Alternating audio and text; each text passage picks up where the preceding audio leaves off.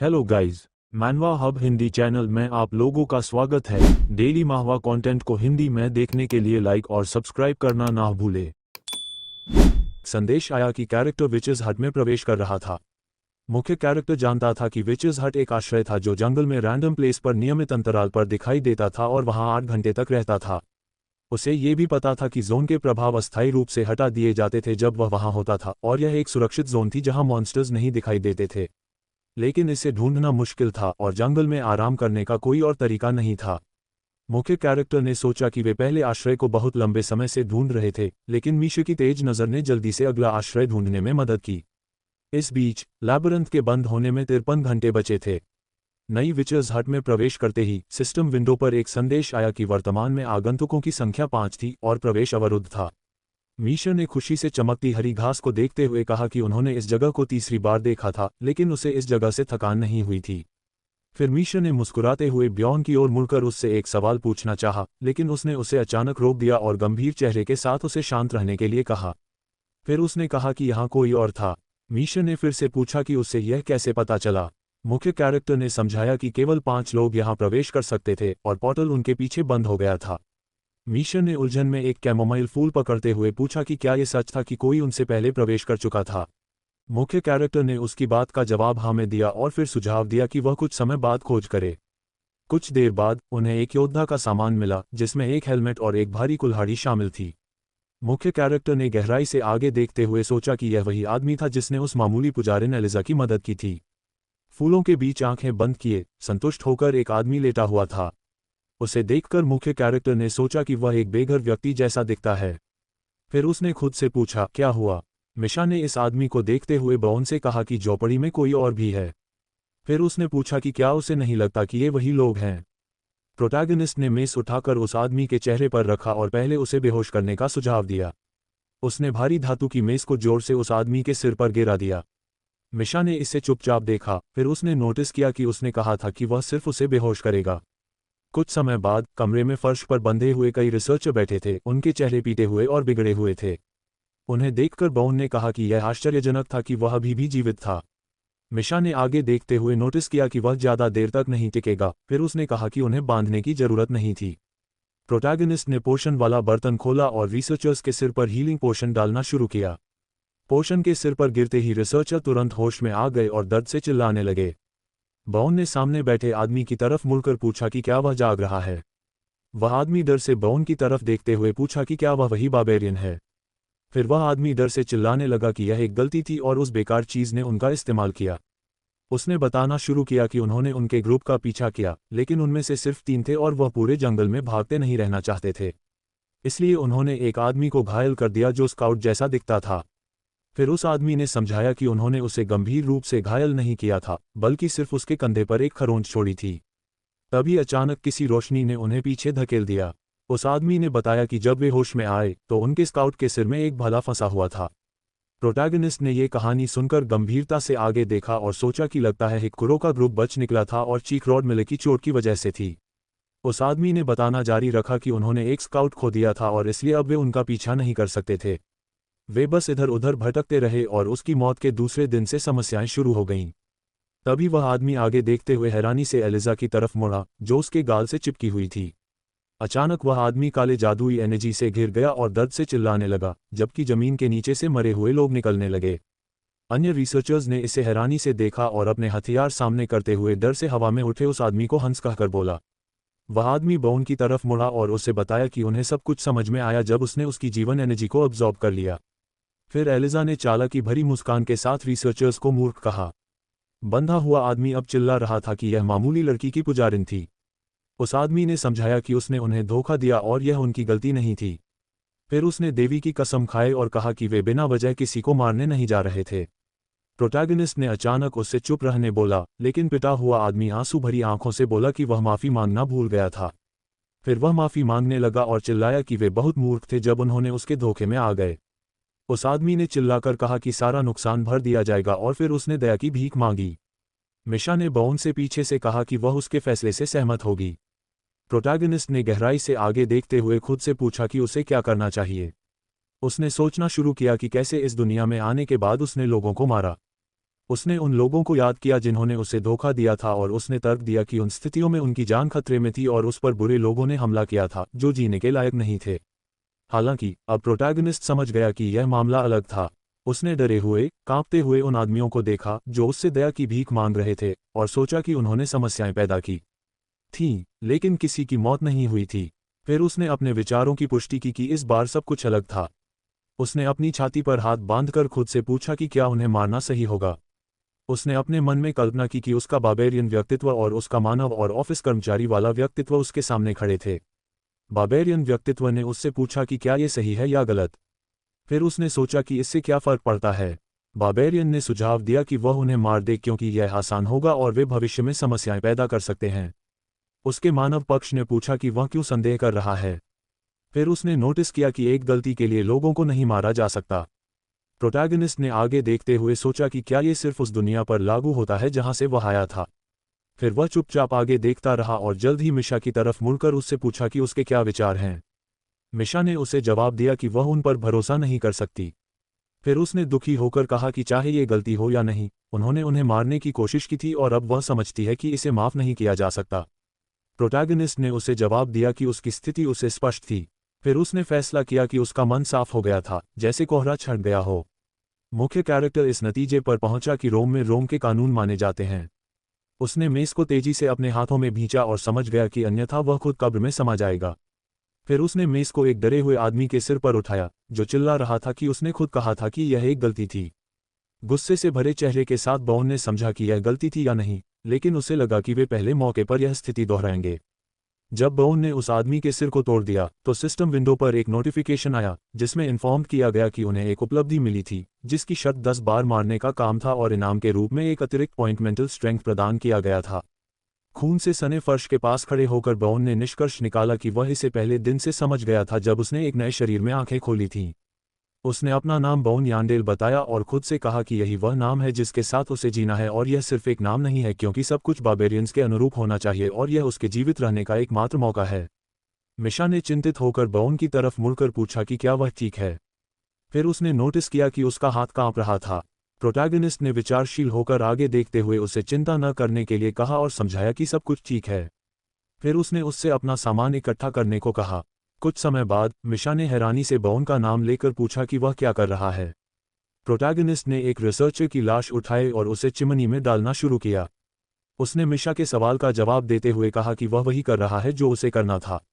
जब उसने लाश को चिमनी में फेंका तो सिस्टम विंडो पर एक नोटिफिकेशन आया जिसमें बताया गया कि उसने एक नया शिकार प्रदान किया था और चुड़ैल की झोपड़ी अतिरिक्त 8 घंटों के लिए खुल जाएगी। मारे गए आदमी का शरीर पल भर में आग की लपटों में घिर गया।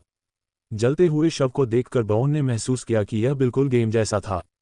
फिर उसने सोचा कि उसके पास अभी भी 2 लोग बचे हैं, यानी 2 शव। मिशा ने बोन के व्यवहार को चिंतित होकर देखते हुए पूछा कि क्या वह ठीक है। हालांकि प्रोटैगनिस्ट ने उसकी बात नहीं सुनी और तर्क दिया कि 2 और शवों को ध्यान में रखते हुए ये 24 घंटे की आराम की अवधि होगी। प्रोटैगनिस्ट ने अपना हेलमेट उतारा और मिशा से पूछा कि वह क्यों खड़ी है। फिर उसने अनुमान लगाया कि वह आराम करने वाली नहीं है। मिशा ने हैरानी से उसकी तरफ देखा, बिना कुछ कहे।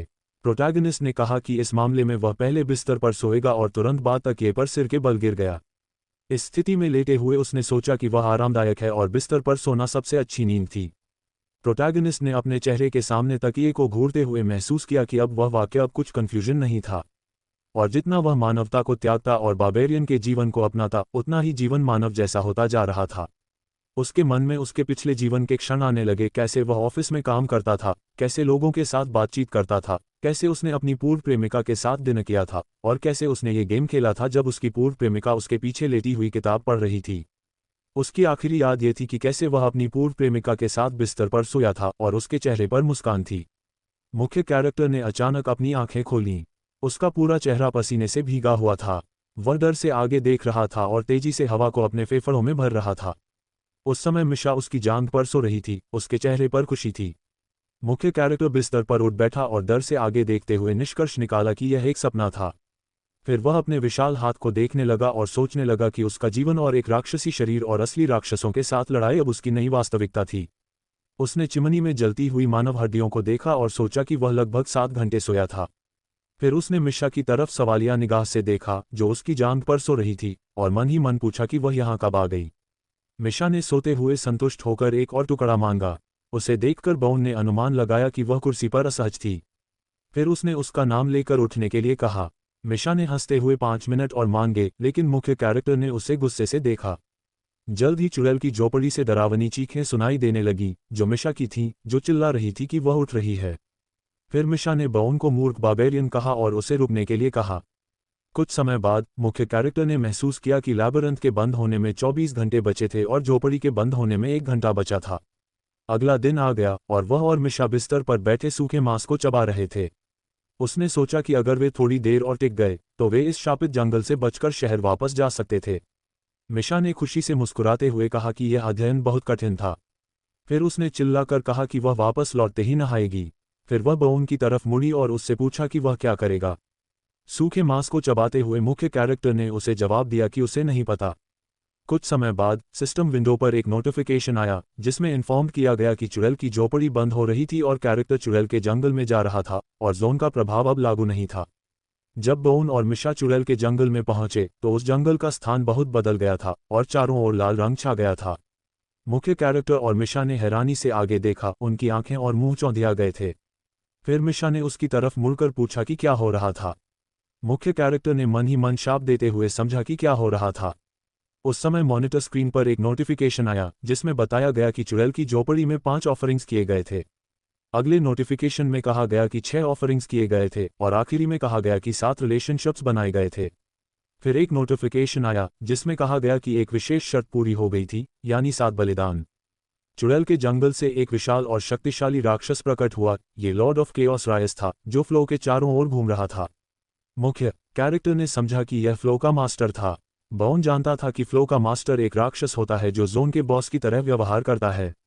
उसे याद आया कि गेम में ऐसे जीवों को फ्लो मास्टर्स कहा जाता था और हर फ्लो का अपना मास्टर होता था। मिशा ने हैरानी से बाउन से पूछा, फ्लो का मास्टर? फिर चिंतित होकर उसने उससे ऐसे मजाक न करने के लिए कहा। उसने कहा कि उसने सुना था कि इस फ्लो पर ऐसा कुछ नहीं था। मुख्य कैरेक्टर ने शांति से उसे समझाया कि वास्तव में ऐसा है, बस इसे बुलाने का तरीका गुप्त रखा जाता है। फिर उसने गंभीरता से आगे देखते हुए समझाया कि अगर किसी पागल ने जानबूझकर इस जीव को बुलाया तो ये सिर्फ कुछ मौतों तक सीमित नहीं रहेगा। मुख्य कैरेक्टर ने समझा कि तीसरे फ्लो पर केओस लॉर्ड राकिस का शासन था। सिस्टम विंडो पर एक नोटिफिकेशन आया जिसमें इन्फॉर्म किया गया कि इरोजन शुरू हो गई थी और सभी राक्षस केओस में घुल रहे थे। मुख्य कैरेक्टर ने तर्क दिया कि न केवल राकिस का पूरे फ्लो पर प्रभाव था, बल्कि वह हर किसी को मार देता था जब तक कि वह खुद न मर जाए। सिस्टम विंडो पर एक नोटिफिकेशन आया कि इरोजन ने अस्थायी रूप से पोर्टल्स को ब्लॉक कर दिया था। मुख्य कैरेक्टर ने समझा कि राकिस को बुलाने से सभी पोर्टल बंद हो गए थे और इसे टाला नहीं जा सकता था। इसलिए अगर कोई तीसरे फ्लो पर था जब ये राक्षस प्रकट हुआ तो उन्हें मौत के लिए तैयार रहना होगा। मिशा ने फिर से हैरानी से उससे पूछा कि यह राक्षस अभी क्यों प्रकट हुआ। मुख्य कैरेक्टर ने सुझाव दिया कि शायद यह उनकी वजह से हुआ था। फिर उसने मिशा से पूछा कि क्या उसे याद है कि उन्होंने झोपड़ी में शवों को कैसे जलाया था। उसने उससे समझाया कि यह बुलाने की शर्तों में से एक था। फिर मिशा ने फिर से हैरानी से पूछा। प्रोटैगनिस्ट ने सोचा कि पिछली बार इसे बुलाए जाने के बाद 10 साल बीत चुके थे और उसने सोचा था कि 3 शव इतना महत्वपूर्ण भूमिका नहीं निभाएंगे, लेकिन किसी ने उसके सामने 4 शव जलाए थे। मिशा ने अपनी कांपती मुट्ठियां भींचते हुए बाउन की तरफ मुड़कर पूछा कि उसने क्या किया था। फिर मिशा चिल्लाने लगी कि वे उसकी वजह से मर जाएंगे। प्रोटैगनिस्ट ने अचानक मिशा से कहा कि वह किसी को इसके बारे में न बताए। फिर उसने समझाया कि अगर लोगों को पता चला कि उन्होंने बॉस को बुलाया था तो यह अच्छी तरह से खत्म नहीं होगा। डरी हुई मिशा ने अपने सिर को हाथों से पकड़ते हुए चिल्लाया कि वह एक मूर्ख बार्बेरियन की वजह से मर जाएगी। उसकी प्रतिक्रिया देखकर बाउन ने सोचा कि कुछ समय पहले तक वह उसे एक मसीहा मानती थी, लेकिन इतनी जल्दी बदल गई। फिर प्रोटैगनिस्ट ने उसे बताया कि जोन का प्रभाव अब उन पर नहीं था, इसलिए अब वे कम से कम जंगल से निकल सकते थे। फिर उसने सुझाव दिया कि वह वहां से चली जाए। मिशा डर से कांप रही थी और उसने उसे जवाब नहीं दिया। मुख्य कैरेक्टर ने सुझाव दिया कि वह अब बस्ती में चली जाए जहां वे पहले गए थे। मुख्य कैरेक्टर ने तर्क दिया कि जारी क्लैन, बौने के शब्दों के अनुसार, एक विशाल क्लैन था जो अपना बिजनेस छठे फ्लो से शुरू करता था और इस क्लैन के सैकड़ों सदस्य थे। बौन ने यह भी समझा कि राकिस से मुलाकात उनकी मौत में समाप्त होगी और उनके बचने की संभावना बढ़ाने के लिए उन्हें इस क्लैन में शामिल होने की जरूरत थी। मुख्य कैरेक्टर ने गंभीर होकर चारों ओर देखा और सोचा कि पूरा क्लैन तीसरे फ्लो पर होने की संभावना नहीं थी, लेकिन क्षेत्र को नियंत्रित करने के लिए उन्हें कम से कम 10 टीमों की आवश्यकता थी। मिशा ने भी चारों ओर देखा और बौन की तरफ मुड़ते हुए नोटिस किया कि यहाँ बहुत सारे लोग थे। अचानक मंच से एक आदमी ने रिसर्चर्स की भीड़ को बोला और उन्हें शांत होकर उसकी बात सुनने बोला। डरे हुए रिसर्चर्स ने चिल्लाकर कहा कि उन्होंने सुना था कि उनके पास मजबूत जादूगर थे और उन्होंने पोर्टल स्पेल का उपयोग करने के लिए कहा। लोगों ने वादा किया कि वे जितना चाहें उतना भुगतान करेंगे। एक अन्य रिसर्चर ने ज़ारी क्लैन पर दावा किया और कहा कि वे ही थे जिन्होंने फ्लो बॉस को बुलाया था। अन्य रिसर्चर्स ने पूछा कि अब उनका क्या होगा। रिसर्चर्स ने कमेंट की कि उनके पास एक बड़ा क्लैन था और उन्होंने अनुमान लगाया कि इस वजह से वे उन्हें भगाएंगे नहीं। फिर उन्होंने पूछा कि क्या ये सच था। मुख्य कैरेक्टर ने अपना हाथ अपने सिर के पीछे रखा और भारी सांस छोड़ते हुए महसूस किया कि यहाँ पूरी तरह से अराजकता फैली हुई थी। मिशा ने चिंतित होकर चिल्लाते हुए रिसर्चर्स की तरफ देखा। अचानक एक पुजारिन के वस्त्र में एक लड़की ने अपनी हथेलियों को जोड़ा और एनर्जी को जलाना शुरू किया। जल्द ही उसने उस स्थान के चारों ओर एक गुंबद बना दिया जहां ये सभी लोग थे। ज़ारी क्लैन के वाइस कप्तान, जिसका नाम इरास मैकग्रेन था, ने रिसर्चर्स को बोला और उन्हें शांत रहने के लिए कहा। फिर उसने समझाया कि यहाँ पहले से ही सुरक्षित था क्योंकि उनकी पुजारिन ने बुराई के विनाश के मैजिक को एक्टिव कर दिया था और उनके रिसर्चर सतर्क थे। एरास ने कहा कि उन्हें सिर्फ एक दिन तक टिकना था जब तक कि फ्लो बंद नहीं हो जाता, और इस दौरान ज़ारी क्लैन शाही परिवार के साथ समझौते को पूरा करेगा और यह सुनिश्चित करेगा कि ज़्यादा से ज़्यादा लोग जीवित वापस लौटें। रिसर्चर्स ने उसकी बातों को हैरानी, कुछ ने आक्रोश और कुछ ने असंतोष के साथ सुना। फिर एरास ने चेतावनी दी कि अगर कोई असहमत होता है और समस्याएं पैदा करता है तो वे उसे तुरंत भगा देंगे। इसके बाद एरास ने उन्हें ये याद रखने बोला। मुख्य कैरेक्टर और मिशा ने एरास के कार्यों को देखा। फिर मुख्य कैरेक्टर ने सोचा कि उसने बहुत कुछ कह दिया था, लेकिन भाषण अच्छा था और आतंक थोड़ा शांत हो गया था। इसके बाद मुख्य कैरेक्टर ने सोचा कि बुराई के विनाश के जादू की वजह से वे थोड़ा आराम कर पाएंगे। मुख्य कैरेक्टर जानता था कि डिस्ट्रक्शन ऑफ ईवल्स पुजारियों के मुख्य स्किल्स में से एक थी, जो रिसर्चर्स के लिए एक सुरक्षित क्षेत्र बनाती थी और राक्षसों को अंदर नहीं आने देती थी। मुख्य कैरेक्टर और मिशा पेड़ के तने के पास बैठे थे। मुख्य कैरेक्टर ने संदेह से चारों ओर देखते हुए सोचा कि लगता था कि वे उन्हें भगाने वाले नहीं थे, लेकिन उसे समझ आया कि उसे सावधान रहने की जरूरत थी क्योंकि जल्द ही कोई समस्या पैदा हो सकती थी। फिर मुख्य कैरेक्टर ने मिशा की तरफ मुड़कर पूछा कि उसे अपने कानों पर कितना भरोसा था। मिशा ने अपने कानों की तरफ इशारा करते हुए कहा कि उसे यह नहीं पता था, लेकिन कुछ लोग उसे बताते थे कि उन्हें उसके कान पसंद थे। मुख्य कैरेक्टर ने हैरानी से आगे देखते हुए खुद से पूछा कि वह किस बारे में बात कर रही थी। फिर उसने उसे समझाया कि वह उसकी सुनने की क्षमता के बारे में बात कर रही थी। मिशा ने शर्मिंदगी से हंसते हुए कहा कि वह बहुत अच्छी तरह सुनती थी। मुख्य कैरेक्टर ने इस मामले में उससे पास की बातचीत सुनने और उसे बताने के लिए कहा कि क्या कुछ उपयोगी था। जल्द ही प्रोटैगनिस्ट ने एक रिसर्चर को ये कहते सुना कि उसने सुना था कि ओवरलॉर्ड को 10 साल से नहीं बुलाया गया था। फिर इस रिसर्चर ने कहा कि वह सोच रहा था कि ऐसा करने वाला व्यक्ति कितना पागल और नीच था। उसके साथी ने कमेंट की कि उनकी किस्मत अच्छी थी कि छठे फ्लो का क्लैन उनके साथ था। पहले रिसर्चर ने इसकी पुष्टि की और कहा कि उसने बुराई के विनाश के जादू को व्यक्तिगत रूप से कभी नहीं देखा था। एक युवा रिसर्चर ने चिल्लाकर कहा कि एक बड़ा क्लैन होना बहुत अच्छा था। प्रोटैगनिस्ट ने कैथेड्रल की तरफ देखते हुए तर्क दिया कि अगर ज़ारी उस चीज़ के लिए आए थे तो उनके जीवित बचने की संभावना काफ़ी अधिक थी। कुछ समय बाद मिशा बोन की बांह पर संतुष्ट होकर सो रही थी। प्रोटैगनिस्ट ने अचानक अपना हाथ हटा दिया, जिससे मिशा जमीन पर गिर गई। गिरने से उसने दर्द से जोर से चिल्लाया और फिर बोन से पूछा कि क्या हुआ। प्रोटैगनिस्ट ने उसे समझाते हुए जवाब दिया कि समय हो गया था। मिशा ने हैरानी से फिर से पूछा, समय? फिर उसने पूछा कि वह किस बारे में बात कर रहा था। मुख्य कैरेक्टर ने सुझाव दिया कि वह चारों ओर देखे। फिर उसने नोटिस किया कि यहाँ बहुत सारे लोग थे और उनमें से कम 500 थे। मिशा ने उससे पूछा कि इसका क्या मतलब था। प्रोटैगनिस्ट ने उसे जवाब दिया कि यहाँ ज़ारी क्लैन के आधे 100 लोग थे। फिर प्रोटैगनिस्ट ने सुझाव दिया कि वे इतनी भीड़ को नियंत्रित कर लेंगे। एरास ने जोर से चिल्लाते हुए रिसर्चर्स को शांत रहने के लिए कहा। फिर उसने समझाया कि बुराई के विनाश के जादू की वजह से फ्लो का एकमात्र सुरक्षित क्षेत्र इस जगह पर बनाया गया था, लेकिन उसने स्पष्ट किया कि पुजारिन चाहती थी कि वे भगवान के प्रति थोड़ा सम्मान दिखाएं। फिर उसने मुस्कुराते हुए अपना हाथ आगे बढ़ाया और प्रति व्यक्ति 1 मिलियन पत्थर मांगे। एरास ने रिसर्चर्स से अभी भुगतान करने के लिए कहा। फिर उसने नोटिस किया कि पुजारिन ने कहा था कि क्रिस्टल या कोई भी समकक्ष वस्तु चलेगी। प्रोटैगनिस्ट ने इसे देखते हुए सोचा कि यह एक चालाक कदम था क्योंकि हर रिसर्चर के पास इतनी राशि नहीं होगी। प्रोटैगनिस्ट ने समझा कि ज़ारी क्लैन लोगों से कुछ उपकरण लेकर उन्हें नियंत्रित करना आसान बनाना चाहता था। एरास ने रिसर्चर्स को समझाया कि यह सिर्फ भगवान के प्रति सम्मान नहीं था, बल्कि सुरक्षा की कीमत भी थी। फिर उसने समझाया कि वे कुछ उपकरण या पोषण खो सकते थे, लेकिन जब तक वे यहाँ थे तब तक चिंता करने की कोई बात नहीं थी। फिर उसने पूछा कि क्या ये सच था। जब एरास ने ये पूछा तो उसने अपने हाथों को अलग अलग दिशाओं में फैला दिया। प्रोटैगनिस्ट ने विचारशील होकर आगे देखते हुए समझा कि चिंता करने के लिए पर्याप्त कारण थे। बेशक बुराई का विनाश एक बहुत शक्तिशाली स्किल था, लेकिन ये फ्लो लॉर्ड की ताकत के करीब भी नहीं था, और वे फ्लो लॉर्ड को मारने वाले नहीं थे। लेकिन जब तक वे नियमों का पालन करते थे तब तक सब ठीक था। इन विचारों के बाद बाउन ने मिशा की तरफ मुड़कर, जो बैकपैक के सामने बैठी थी, उससे कहा कि वह उन चीज़ों को ले जो उन्हें सबसे कम जरूरत थी। मिशा ने कवच के तत्वों और कुछ हथियारों को हाथों में पकड़ते हुए मुस्कुराते हुए चिल्लाया कि वह जल्द ही वापस आएगी। प्रोटैगनिस्ट ने उसे उस आदमी का हेलमेट दिया जिसे उसने मारा था और बाद में चिमनी में जलाया था, और उसे ये भी ले जाने के लिए कहा। इसके बाद मुख्य कैरेक्टर ने सोचा कि वे खुशकिस्मत थे कि उन्होंने उपकरण इकट्ठे किए थे और उन्हें अपना उपकरण नहीं देना चाहिए।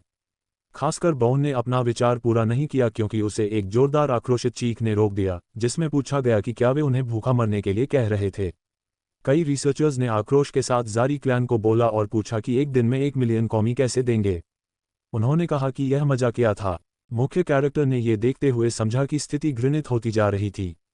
जल्द ही मुख्य कैरेक्टर ने देखा कि लोग सुरक्षित बैरियर को छोड़ रहे थे, और उसने महसूस किया कि उसने ऐसा ही अनुमान लगाया था। कुछ लोग थे जो भुगतान नहीं करना चाहते थे। तभी मिशा बाउन के पास आए और बोली कि वह वापस आ गई है। मुख्य कैरेक्टर ने उसकी तारीफ की और तर्क करना शुरू किया कि लगभग 300 लोग बचे थे।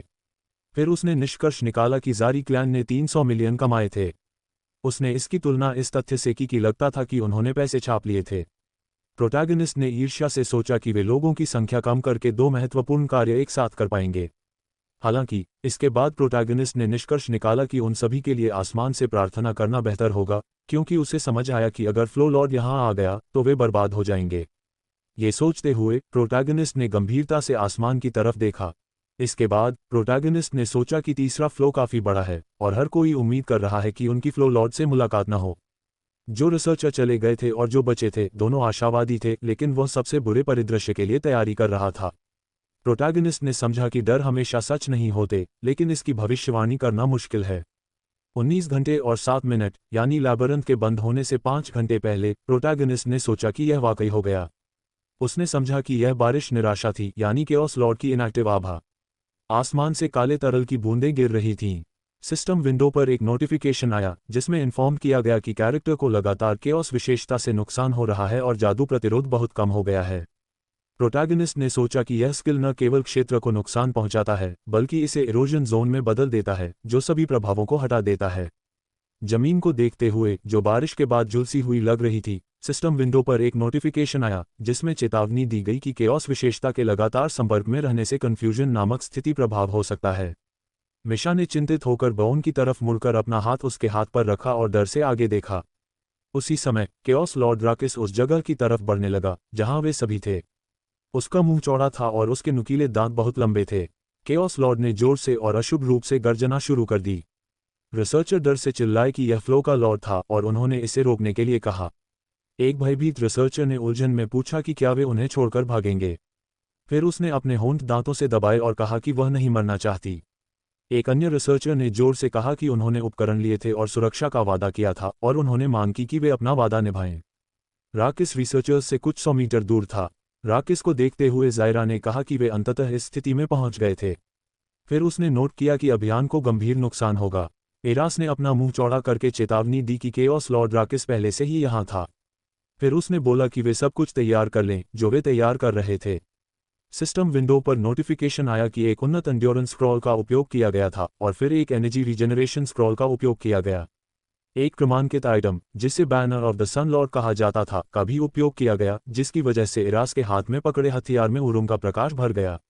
मुख्य कैरेक्टर ने यह देखते हुए सोचा कि विभिन्न सहायक स्क्रॉल और क्रमांकित उपभोग्य वस्तुएं उपकरण को बेहतर बनाती हैं। उसने नोट किया कि 10 मिलियन पत्थरों के आइटम का उपयोग होने और गायब होने में 1 मिनट से भी कम समय लगा।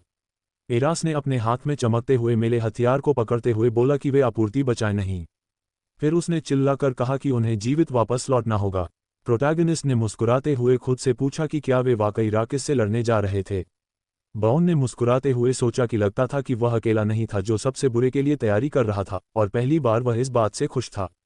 प्रोटैगनिस्ट ने समझा कि यहाँ ऐसे लोग इकट्ठे हुए थे जो इस स्तर तक पहुंचने के लिए कई बार अविश्वसनीय जोखिम भरे हालात से गुजरे थे, और यह सिर्फ भाग्य की बात नहीं थी। इरास के नेतृत्व में जारी क्लैन ने आत्मविश्वास से आगे देखा। फिर इरास ने बोला कि सभी अपनी स्थिति लें और केओस लॉर्ड राकिस को रोकें। बाउन ने सोचते हुए खुद से पूछा कि रियो छापे गेम वाले से कैसे अलग हैं। राकिस ने अपने विशाल पंजे से डरे हुए रिसर्चर्स की तरफ बढ़ाया, जो कह रहे थे कि वे सभी मर जाएंगे और यह सिर्फ एक सपना है। एरास ने जोर से अपने सैनिकों को बोला कि वे हमलों को ब्लॉक करने की कोशिश न करें और राकिस से बचें। राकिस ने अपने मुंह से एक जादुई बीम निकाला और अपने पंजे से मेले योद्धाओं पर हमला किया। अपने सवाल का जवाब देते हुए बाउन ने समझा कि जवाब काफी सरल था। एक छोटा मेले योद्धा राकिस के हमले से पीछे धकेल दिया गया। फिर वह लियो की तरफ मुड़ा और पूछा कि जादू कब तैयार होगा। प्रोटैगनिस्ट ने समझा कि मेले हमलावर और टैंक सीधे संपर्क से बचने की कोशिश कर रहे थे और मुश्किल से हल्के हमलों को ब्लॉक कर पा रहे थे। उसी समय किसी का शरीर राकिस के विशाल पंजे से कुचल दिया गया। किसी ने पोषण मांगा, लेकिन केओस लॉर्ड से भागते हुए छोटे योद्धा ने जोर से शाप दिया और कहा कि इस राक्षस के पास न आएं। प्रोटैगनिस्ट ने समझा कि योद्धा ठीक होने के बाद तुरंत मोर्चे पर लौट आते थे, भले ही शरीर की हालत खराब हो। लेकिन निश्चित रूप से कुछ अपवाद थे। जब उसने अपवादों के बारे में सोचा तो उसने एक युवा लड़के को देखा जो एक सहयोगी के शव पर कांप रहा था और रो रहा था। उसने शाप देते हुए कहा कि उसे इस तरह नहीं मरना चाहिए था। एरास ने बोला कि ध्यान न भटकाएं और लड़ाई पर ध्यान केंद्रित करें। प्रोटैगनिस्ट ने समझा कि वर्तमान स्थिति ये थी कि एक योद्धा तुरंत कुचल दिया गया था और 3 रेंज हमलावर राकिस की सांस से मर गए थे। रिसर्चर्स ने तनावपूर्ण होकर कहा कि 4 लोग एक साथ मर गए थे। फिर उन्होंने शाप दिया और नोट किया कि इन लोगों ने उनसे लाखों चीजें ले ली थीं। मुख्य कैरेक्टर ने गंभीरता से आगे देखते हुए समझा कि रिसर्चर नहीं समझ रहे थे कि वे क्या बात कर रहे थे, क्योंकि क्लैन हर संभव कोशिश कर रहा था। योद्धा मोर्चे को संभाल रहे थे और जादूगर राकिस को दबा रहे थे। सिस्टम विंडो पर एक नोटिफिकेशन आया जिसमें इन्फॉर्म किया गया कि केओस लॉर्ड राकिस स्रोत से शक्ति खींच रहा था। उसी समय राकिस ने अपना मुंह चौड़ा किया और चमकीले लाल जादुई पदार्थों को अंदर खींचा। फिर एरास ने चिल्लाकर बोला कि हमले रोक दिए जाएं और कहा कि वे नुकसान पहुंचाना जारी नहीं रख सकते थे, क्योंकि उन्हें पहले गोलों को नष्ट करना था। बाउन चिंतित था, लेकिन जारी क्लैन को अंधेरे गोलों के बारे में पता था। जबकि रेंज योद्धा आगे निशाना लगा रहे थे, एरास ने फिर से अपना आदेश दोहराया और कहा कि उन्हें राकिस पर नहीं बल्कि गोलों पर हमला करना था। प्रोटैगनिस्ट ने समझा कि अगर वे दूसरे चरण को रोकने की कोशिश कर रहे थे तो शायद उन्हें इसके बारे में भी पता था। जबकि रिसर्चर, जो कुछ भी नहीं समझ रहे थे, उलझन में थे और पूछ रहे थे कि ये मूर्ख राक्षस पर हमला क्यों नहीं कर रहे थे। बाउन ने मुस्कुराते हुए सोचा कि उन्हें जीत की रणनीति समझ में आ गई थी और फिर वे लैबिरिंथ के बंद होने तक जीवित रह पाएंगे।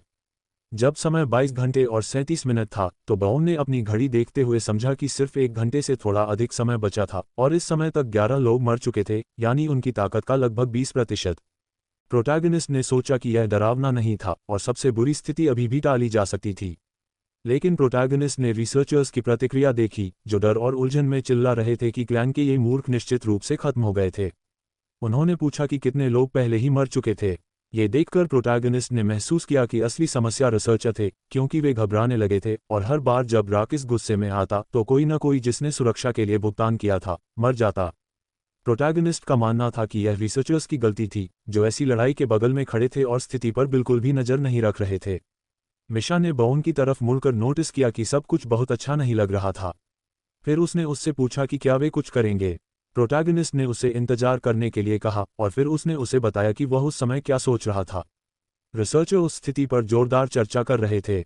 उनमें से एक ने अपने हाथ आगे बढ़ाते हुए चिल्लाकर कहा कि वे बस देखते नहीं रह सकते थे और उसने बचने की संभावना बढ़ाने के लिए मदद करने का ऑफर किया। एक अन्य रिसर्चर ने चिल्लाकर कहा कि इतने सारे लोग मर चुके थे और उसने नोट किया कि उन्हें खुद को बचाना चाहिए। हालांकि फिर अन्य रिसर्चर्स ने नोटिस किया कि जारी क्लैन ने उनका उपकरण ले लिया था। उन्होंने पूछा कि वे अचानक कैसे बचेंगे। ये निराश और डरे हुए चेहरे संसाधनों के ढेर की तरफ मुड़ गए, जहां बहुत सारे अलग अलग प्रकार के उपकरण थे। प्रोटैगनिस्ट, जो तब तक स्थिति को बारीकी से देख रहा था, ने अचानक मिशा का हाथ पकड़ा और कहा कि वे यहां से जा रहे थे। मिशा ने हैरानी से उससे पूछा, अभी? 2 जारी क्लैन के गार्ड, जिनके हाथों में भाले थे, रिसर्चर्स की तरफ मुड़े और पूछा कि वे क्या कर रहे थे। फिर उन्होंने उन्हें शांत होने के लिए कहा।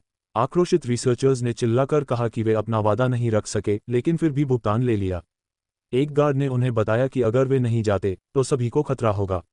रिसर्चर्स ने आत्मविश्वास से चिल्लाकर कहा कि वे यहां से जाना चाहते थे और फिर वे एक गार्ड पर टूट पड़े, उसे उपकरण वापस करने बोला। गार्ड ने डर से उन्हें सुनने के लिए कहा, लेकिन उन्होंने उसे धक्का दे दिया, चिल्लाते हुए कहा कि यह उनका था।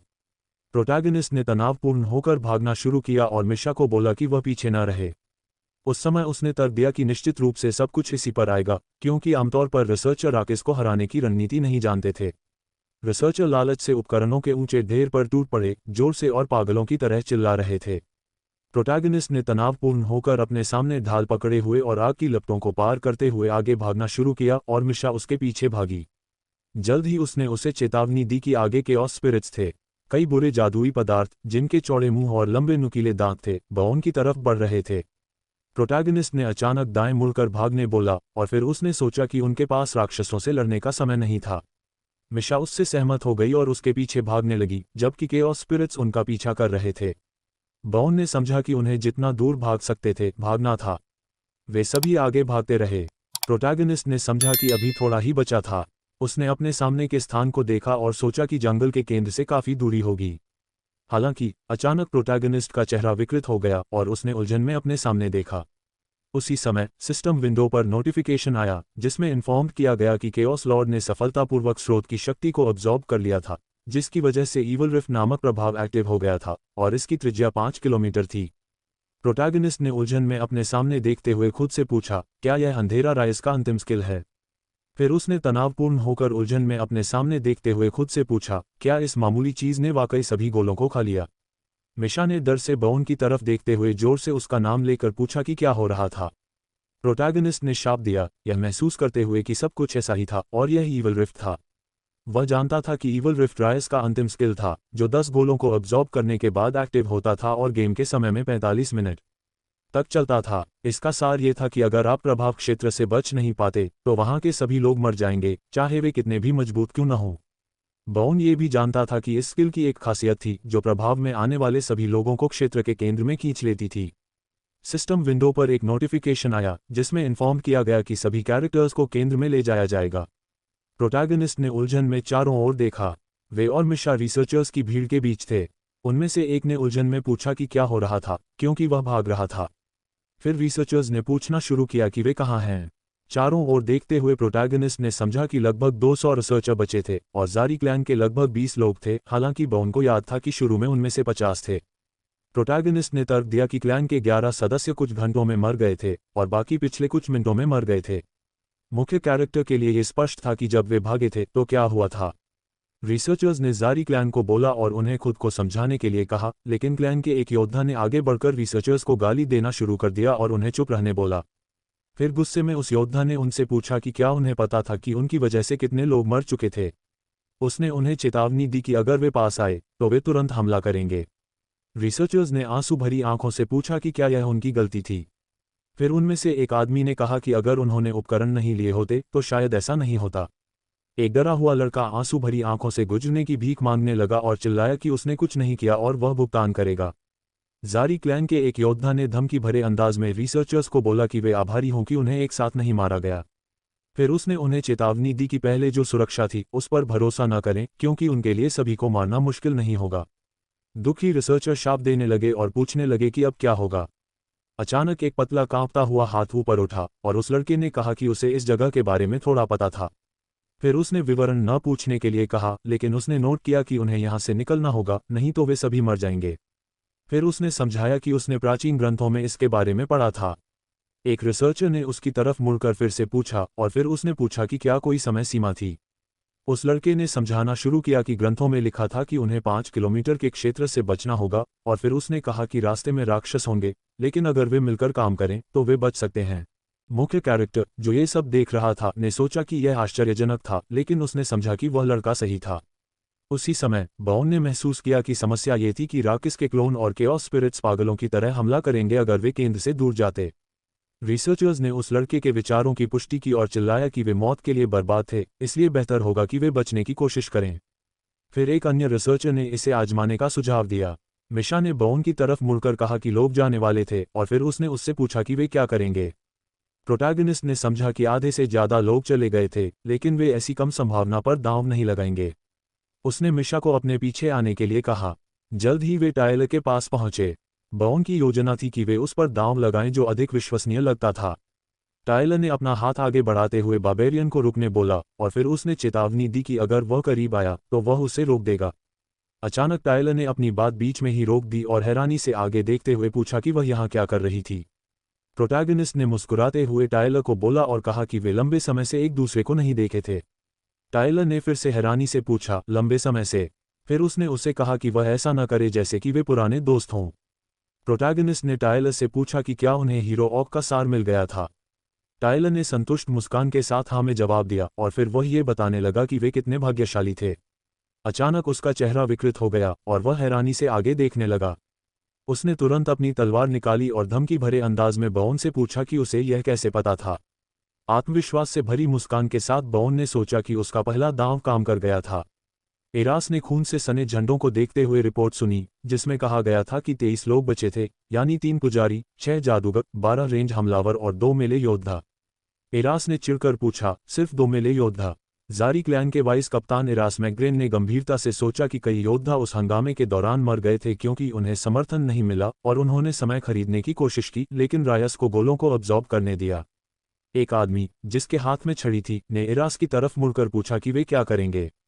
फिर उसने नोट किया कि सभी को पहले से ही पता था कि उनके पास समय कम था। एरास ने तनावपूर्ण होकर अपने माथे को हाथ से पकड़ते हुए समझा कि योद्धाओं की कमी घातक होगी और 2 मेले हमलावर रास्ता साफ नहीं कर पाएंगे, खासकर क्योंकि यह एक भलाधारी और एक तलवारबाज था और उनके पास ऐसे लोग नहीं थे जो रक्षा से लड़ सकें। एरास के मन में यह विचार आया कि उसे एक व्यक्ति की जरूरत थी क्योंकि एक योद्धा काफी होगा। कई आवाजों ने एरास को संबोधित करते हुए चिल्लाया कि रिसर्चर जा रहे थे। फिर उन्होंने रिपोर्ट किया कि उनके पास समय कम था और उनसे आदेश देने के लिए कहा। उन्होंने कहा कि उन्हें तब तक कार्रवाई करनी चाहिए जब तक कि राक्षसों का ध्यान उन पर था। अचानक एक जोरदार चीख ने बाकी सब कुछ बाधित कर दिया। यह मुख्य कैरेक्टर था जो जोर से और आत्मविश्वास से अपने शब्दों को दोहरा रहा था, कह रहा था कि वह रास्ता साफ करेगा। एरास ने हैरानी से आंखें और मुंह चौड़ा करते हुए इस आवाज की तरफ मुड़ा। बॉन के पास आते हुए एरास ने पूछा कि यह कौन था। उसी समय टायलर ने बॉन को पीछे धकेल दिया और उससे पूछा कि उसकी हिम्मत कैसे हुई। मुख्य कैरेक्टर ने जवाब में टायलर को पीछे हटने बोला और फिर उसे मूर्ख कहा। फिर एरास ने समझाया कि अनुमान के अनुसार ये कार्लस्टीन बहनों की टीम का बार्बेरियन था और उस पर ध्यान नहीं देना चाहिए। एरास ने नोट किया कि वह खुद ये तय करेगा और फिर उसने पूछा कि बार्बेरियन क्या चाहता था। योद्धा ने एरास को जवाब दिया कि उसे नहीं पता कि उसे यह जानकारी कैसे मिली, लेकिन उसने हीरो ऑक का सार मांगा और कहा कि इसके साथ वह रास्ता साफ कर सकता था। अगले ही पल एरास का सर्वाइवल इंस्टिंक्ट स्किल एक्टिव हो गया, एक स्किल जो उन लक्ष्यों को उजागर करता है जो बचने की संभावना बढ़ा सकते हैं। इस स्किल के साथ बॉन को देखते हुए एरास ने सोचा कि यह पहली बार था जब उसने इतनी चमकदार रोशनी देखी थी। एरास ने समझा कि इस स्किल ने उसे कई मुश्किल स्थितियों से बचाया था और अब ये कह रहा था कि बार्बेरियन मुक्ति की कुंजी था। बॉन के पास आते हुए एरास ने पूछा कि उसका नाम क्या था। आत्मविश्वास से भरी मुस्कान के साथ बॉन ने अपना नाम बताया और सोचा कि उसका दूसरा दांव भी काम कर गया था। एरास ने अपना परिचय देते हुए कहा कि वह ज़ारी क्लैन का वाइस कप्तान था। फिर उसने बॉन से पूछा कि किसने उसे बताया कि वे हीरो ऑक के लिए आए थे। प्रोटैगनिस्ट ने जवाब दिया कि यह उसका अनुमान था। एरास ने उससे पूछा कि यह अनुमान किस आधार पर था। प्रोटैगनिस्ट ने एक सवाल के साथ जवाब दिया और पूछा कि तीसरे फ्लोर पर इतना बड़ा क्लैन पूरे ऑक बस्ती पर क्यों कब्जा करेगा। फिर उसने नोट किया कि ऐसे उपभोग्य वस्तुएं और क्रमांकित आइटम साधारण ऑक्स के लिए नहीं थे, जिसका मतलब था कि उनका लक्ष्य ऊंचा था। प्रोटैगनिस्ट जानता था कि ऑक हीरो एक रैंक 5 का राक्षस था और एक छिपा हुआ बॉस था जिसे ऑक बस्ती में एक वेदी और 777 ऑक क्रिस्टल का उपयोग करके बुलाया जा सकता था। प्रोटैगनिस्ट ने समझा कि ऑक लॉर्ड के बजाय उसे बुलाने की छोटी संभावना के कारण बहुत सारे संसाधन तैयार किए गए थे। एरास ने बॉन की तरफ विचारशील होकर देखा, जिसने उस समय उससे पूछा कि क्या संसाधन बचे थे, तो ऑक लॉर्ड प्रकट नहीं हुआ। एरास ने मुस्कुराते हुए पूछा कि क्या उसे यह समझ में आया। फिर एरास ने उससे पूछा कि उस स्थिति में वह उसे यह समझाए कि उन्हें उस पर दांव क्यों लगाना चाहिए। प्रोटैगनिस्ट ने आत्मविश्वास से भरी मुस्कान के साथ कहा कि वह एक बार्बेरियन है जिसमें अमर का सील है, जिसने वैम्पायर गार्डियन का सार अब्जॉर्ब किया है और कॉप्स गोलम का सार भी, जो दर्द के प्रति प्रतिरोध देता है। मुस्कुराते हुए एरास ने कहा कि वह विवरण में नहीं जा सकता और फिर उसने नोट किया कि उसे समझ आया कि वह एक साथ लड़ सकता है और पोषण पी सकता है। फिर उसने उससे पूछा कि क्या ये सब था। बॉन ने हाँ में जवाब दिया और फिर एरास ने नोट किया कि तीसरे फ्लोर के एक एक्सप्लोरर के लिए यह बहुत अच्छा था। फिर उसने खुद को रोका और नोट किया कि उनके बचे हुए योद्धाओं की तुलना में यह बस बेहतरीन था। इसके बाद एरास बॉन से सहमत हो गया और कहा कि वह उस पर दांव लगा रहा था। टायलर ने पीछे से एरास की तरफ मुड़कर नोटिस किया कि सार को नोबल्स ने मांगा था, लेकिन एरास ने अचानक उसे रोक दिया और नोट किया कि वे कह सकते हैं कि यह राक्षस से नहीं गिरा। फिर एरास ने कहा कि वह इसे देने के लिए तैयार था अगर यह क्लैन के एक और सदस्य की जान बचाता है। इसके बाद एरास ने टायलर की तरफ मुड़कर उसे सार खींचने बोला। प्रोटैगनिस्ट ने गंभीरता से आगे देखते हुए सोचा कि स्थिति अच्छी तरह से चल रही थी, क्योंकि पहली बाधा पार हो गई थी। प्रोटैगनिस्ट जानता था कि क्रिस्टल दान करके 3 ऑक हीरो को बुलाया जा सकता था, और इनमें से हर ऑक एक अलग नाम वाला राक्षस था। दूसरे शब्दों में, ये उच्च लेवल के ओपोनेंट थे जिनके पास असुविधाजनक सार थे, और इसीलिए समूह को विशेष होना था, भले ही यह सिर्फ रैंक 5 था। प्रोटैगनिस्ट जानता था कि हर ऑक एक निश्चित रंग का सार गिराता था। डेनिश नामक ऑक लाल सार गिराता था, जो जुनून की चीख के साथ था। वेल्टा नामक ऑक नीला सार गिराता था, जो संघर्ष की पट्टी के साथ था। और टारगेट्स एक विशेष स्किल के साथ था, जो उसके बिल्ड के लिए एक उत्कृष्ट आधार हो सकता था। फिर प्रोटैगनिस्ट ने खुद से पूछा कि यह किस तरह का सार होगा। हरे रंग का सार, जो बर्तन के अंदर था, प्राप्त करने के बाद बॉन ने संतुष्ट मुस्कान के साथ कहा, हरा। उसने समझा कि यह अविश्वसनीय भाग्य था, और यह सुझाव देता था कि जल्द ही कुछ बहुत बुरा होने वाला था। ढक्कन खोलकर बॉन ने बर्तन को पी लिया। जल्द ही सिस्टम विंडो पर कई नोटिफिकेशन आने लगे, जिनमें सूचित किया गया कि ताकत 70 पॉइंट्स बढ़ गई थी, चपलता 35 पॉइंट्स बढ़ गई थी, फाइटिंग स्पिरिट 40 पॉइंट्स बढ़ गया था, और शारीरिक सुरक्षा 20 पॉइंट्स बढ़ गई थी। साथ ही हड्डियों की ताकत 30 इकाई बढ़ गई थी। अपनी हथेली को देखते हुए बॉन ने सोचा कि उसे अपने अंदर ताकत उबलती हुई महसूस हो रही थी। उसका शरीर तनाव से कांपने लगा, और उसने समझा कि शायद ये फाइटिंग स्पिरिट में वृद्धि के कारण था, और वह इसे जल्दी से महारत हासिल करना चाहता था। प्रोटैगनिस्ट अपनी हथेली को देखते हुए कांप रहा था, जबकि एरास ने सुझाव दिया कि वह पहले अपना उपकरण उतार दे। प्रोटैगनिस्ट ने अपना हेलमेट उतारते हुए एरास को यह ऑफर करते सुना। उस आदमी को देखते हुए, जिसके हाथों में बहुत सारे स्क्रॉल और पोशन थे, बॉन ने सोचा कि एक बड़ा क्लैन उचित समर्थन प्रदान करता है। अपनी चीजें उतारते हुए बॉन ने उन्हें मिशा को दे दिया और उससे अपनी चीजों का ध्यान रखने के लिए कहा। इसके बाद बॉन ने फिजिकल प्रोटेक्शन का स्क्रॉल फाड़कर इस्तेमाल किया। फिर सिस्टम विंडो पर नोटिफिकेशन आने लगे, जिसमें इन्फॉर्म किया गया कि कैरेक्टर ने इंक्रीज्ड एंड्योरेंस नामक एक उन्नत स्क्रॉल का उपयोग किया था और एनर्जी रीजनरेशन का स्क्रॉल भी इस्तेमाल किया था। साथ ही उसने ताकत बढ़ाने वाला पोशन भी इस्तेमाल किया, जिससे ताकत अस्थायी रूप से 10 इकाई बढ़ गई। अपने दांतों से एक साथ कई पोशन की शीशियां खोलते हुए बॉन ने टीयर्स ऑफ द स्पिरिट का उपयोग किया, जिससे उनकी तत्वों के प्रति रेजिस्टेंस कैपेसिटी अस्थायी रूप से 10 पॉइंट्स बढ़ गई। इसके बाद प्रोटैगनिस्ट ने बैसिलिस्क फ्लास्क का उपयोग किया, जिससे दर्द के प्रति रेजिस्टेंस कैपेसिटी अस्थायी रूप से 10 पॉइंट्स बढ़ गई। प्रोटैगनिस्ट ने एक साथ कई पोशन को लालच से निगल लिया। अगले सिस्टम विंडो में जानकारी दिखाई दी कि एरोन डे फ्लेन ने स्पिरिट डिफेंस का उपयोग किया था, जिससे कैरेक्टर की मानसिक सहनशक्ति में काफी वृद्धि हुई। फिर एरोन डे फ्लेन ने फ्लेम ऑफ रीजनरेशन जादू का उपयोग किया, जिससे कैरेक्टर की शारीरिक पुनर्जनन क्षमता में काफी वृद्धि हुई। टॉर्पेन ने कॉफिन ऑफ सैक्रिफाइस जादू का उपयोग किया, जिससे कैरेक्टर का आगरा लेवल काफी बढ़ गया। इस सब के बाद एरास ने टायलर की तरफ मुड़कर नोटिस किया कि उसके ब्लड मास्टर स्किल का समय आ गया था। टायलर ने उसकी तरफ देखा, जबकि उसके हाथ में तलवार थी। फिर एरास ने नोटिस किया कि इससे कोई फर्क नहीं पड़ता कि उसे कौन सा स्किल मिलेगा, क्योंकि कार्लिन की क्षमताएं सबसे उपयोगी होंगी। टायलर ने अपनी कलाई को चाकू से काटना शुरू किया, और फिर मुख्य कैरेक्टर ने उसके घाव से बहते हुए खून को पीना शुरू किया। इसके बाद सिस्टम विंडो पर एक नोटिफिकेशन आया, जिसमें कहा गया कि कैरेक्टर ब्लड मास्टर स्किल का उपयोग कर रहा था। फिर सिस्टम विंडो पर एक नोटिफिकेशन आया, जिसमें कहा गया कि उन्हें अस्थायी रूप से कार्लिस्टीन का एक इनएक्टिव स्किल मिला था, जिसे अनहोली कहा जाता था। बॉन की आंखें चमकीली लाल होने लगीं। इसे देखते हुए इरास ने कहा कि लगता था कि यह अनहोली स्किल था। अनहोली स्किल इनएक्टिव था, और इसका सार यह था कि सार की अधिकतम मात्रा 1 कम हो गई, जबकि सभी एक्टिव स्किल्स की प्रभावशीलता 1.5 गुना बढ़ गई। फिर इरास ने सुझाव दिया कि वह धीरे धीरे इसे आजमाए। मुख्य कैरेक्टर उससे सहमत हो गया, और फिर उसने खुद से कहा कि वह धीरे धीरे हीरो ऑक के सार से प्राप्त स्किल की कल्पना करे। मुख्य कैरेक्टर ने आंखें बंद कर लीं और इसके बारे में गहराई से सोचना शुरू किया। फिर अचानक उसने अपनी चमकती लाल आंखें खोलीं और मानसिक रूप से चिल्लाया, गिगंटिफिकेशन। इसके बाद सिस्टम विंडो पर एक नोटिफिकेशन आया, जिसमें कहा गया कि कैरेक्टर गिगंटिफिकेशन का उपयोग कर रहा था। एरास ने हैरानी से बॉन की तरफ देखा, जो तुरंत आकार में बढ़ रहा था, और टायलर ने भी हैरानी से देखा कि उसके शरीर पर उसके कपड़े फट रहे थे। सिस्टम विंडो पर एक नोटिफिकेशन था, जिसमें कहा गया था कि कैरेक्टर के शरीर का आकार बढ़ रहा था, साथ ही उसका आगरा लेवल और शारीरिक विशेषताएं भी बढ़ रही थीं। पूरी तरह से नंगा, विशाल बॉन हैरान रिसर्चर्स से घिरा हुआ खड़ा था, जो आंखें और मुंह चौड़ा करके उसे हीरो बार्बेरियन मोड में प्रवेश करते हुए देख रहे थे। मिशा शर्म से गाल लाल होते हुए इसे देख रही थी और आश्चर्य से चिल्ला रही थी, अपनी आंखें बंद करने की कोशिश करते हुए लेकिन उन्हें खुला छोड़ते हुए। उसके बगल में खड़े रिसर्चर ने नोटिस किया कि वह अब एक असली राक्षस था। एरास ने अपनी नज़र नीचे की और अपना लबादा उतारना शुरू किया और बॉन से कहा कि वह खुद को किसी चीज़ से ढक ले। फिर उसने कुछ और लबादे लाने के लिए कहा। टायलर ने हैरानी से आगे देखा, उसकी आंखें और मुंह चौड़ा हो गया, जबकि क्लैन के एक अन्य सदस्य ने पूछा कि वह इतना बड़ा कैसे हो सकता है। प्रोटैगनिस्ट ने अपनी बेल्ट को लबादे से ढक लिया, जबकि ढाल, जो पहले उसके शरीर को ढकती थी, अब मुश्किल से उसकी बांह पर फिट हो पा रही थी। बाहर निकलने की तैयारी पूरी हो गई और इरास ने नोटिस किया कि उनके पास लगभग 30 मिनट बचे थे। फिर उसने उससे पूछा कि क्या वे समय पर पहुंच पाएंगे। प्रोटैगनिस्ट ने मुस्कुराते हुए हाँ में जवाब दिया और फिर अपने मुंह में ऑक्सीजन लेते हुए सोचा कि इसे अभी करना होगा। फिर उसने जोर से चिल्लाया, वेला।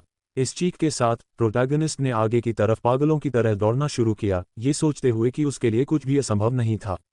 इरास ने भागते हुए प्रोटैगनिस्ट के पीछे अपना हाथ बढ़ाया और बोला कि वे उसके पीछे दौड़ें। जल्द ही रिसर्चर्स की भीड़ विशाल प्रोटैगनिस्ट के पीछे चल पड़ी। प्रोटैगनिस्ट ने समझा कि उसके पीछे क्लैन के 23 सदस्य थे, साथ ही मिशा और 40 रिसर्चर थे जो उनके साथ रहने का फैसला किया था। प्रोटैगनिस्ट ने समझा कि उन्हें सभी उपकरणों के बदले में शामिल होने की अनुमति दी गई थी, लेकिन इरास ने उन्हें अपनी जान से भुगतान करने का ऑफर किया था। इस समय तक रिसर्चर्स के सिर पर खूनी मुहरें थीं। सिस्टम विंडो ने कहा कि कैरेक्टर ने सैक्रिफिशियल सील का उपयोग किया था, जिसके कारण उसे 100 मीटर के दायरे में पीड़ितों की संख्या के आधार पर शारीरिक क्षमताओं में वृद्धि मिल रही थी। जंगली मुस्कान के साथ बाउन ने सोचा कि विनाश की प्रवृत्ति और उसकी ताकत उफान पर थी, और यह अच्छा था कि उसे इसे रोकने की जरूरत नहीं थी। उत्तेजित गुस्से में बाउन ने राक्षसों पर हमला करने के लिए झपट्टा मारा, यह महसूस करते हुए कि ये राकिस के छोटे क्लोन थे। उस समय राकिस के गुस्से में क्लोन बाउन पर हमला करने के लिए झपट्टा मार रहे थे। उन्हें देखते हुए उसने समझा कि निश्चित रूप से छोटे का मतलब लगभग 2 मीटर था, लेकिन उसके लिए अब ये राक्षस छोटे थे। अपनी मुट्ठी के तेज आंदोलन से बाउन ने राकिस के एक क्लोन को तरफ फेंक दिया, उसकी खोपड़ी को कुचलते हुए। जल्द ही सिस्टम विंडो पर एक नोटिफिकेशन आया कि राकिस की नफरत एक्टिव हो गई थी। इस समय बाउन ने पागलों की तरह राक्षसों को टुकड़ों में तोड़ दिया, जिससे खून, त्वचा और फर अलग अलग दिशाओं में उड़ गए। सिस्टम विंडो पर एक नोटिफिकेशन था कि कैरेक्टर को केओस विशेषता से बहुत नुकसान हो रहा था। प्रोटैगनिस्ट ने समझा कि यही कारण था कि ईवल रिफ्ट में एक टैंक होना इतना महत्वपूर्ण था। अपने जले हुए कंधे को देखते हुए, जो काला हो गया था, बजोर्न ने समझा कि राकिस के क्लोन उस व्यक्ति को नुकसान पहुंचा रहे थे जो उन्हें नष्ट कर रहा था, और यह नुकसान इतना था कि यहां तक कि उसे, यानी एक बार्बेरियन को, जिसमें दर्द के प्रति रेजिस्टेंस कैपेसिटी बढ़ी हुई थी, सुन्न महसूस हो रहा था। निश्चित रूप से प्रोटैगनिस्ट ने समझा कि वैम्पायर एसेंस के कारण उसे केवल अपने दिल की रक्षा करने की जरूरत थी, क्योंकि सोर्स ऑफ डार्कनेस स्किल के कारण कैरेक्टर तब तक नहीं मरेगा जब तक उसका दिल नष्ट नहीं हो जाता। प्रोटैगनिस्ट ने समझा कि अगर यहाँ कोई प्रसिद्ध तलवारबाज, धनुर्धर या पुजारी होता तो वह बेकार होता। इरास ने बाउन की तरफ मुड़कर नोटिस किया कि यह खतरनाक था, और फिर उसने तलवार को सिर के ऊपर उठाते हुए उससे कहा कि वह एक साथ बहुत सारे को न मारे। इरास को देखते हुए बाउन ने सोचा कि यह कहना आसान था, लेकिन गिगंटिफिकेशन शरीर के आकार के अनुपात में आगरा को बढ़ाता है, और बार्बेरियंस पहले से ही बड़े होते हैं, इसलिए इसके लेवल की कल्पना करना बहुत मुश्किल है। आगे बढ़ते हुए बाउन ने समझा कि वह लगातार आगरा मोड में था, इसलिए उसके पीछे रिसर्चर सुरक्षित थे। टायलर ने अपनी तलवार की धार को राकिस के एक क्लोन की खोपड़ी में घोंप दिया, जोर से चिल्लाते हुए। इसके बाद उसका चेहरा दर्द से विकृत हो गया और उसके गालों से पसीने की बूंदें बहने लगीं। उसने समझा कि यह नुकसान का प्रतिबिंब था, और वही नुकसान जो उसने किया था उसे वापस मिल रहा था। फिर टायलर ने पीछे मुड़कर पुजारियों से पूछा कि वे क्या कर रहे थे।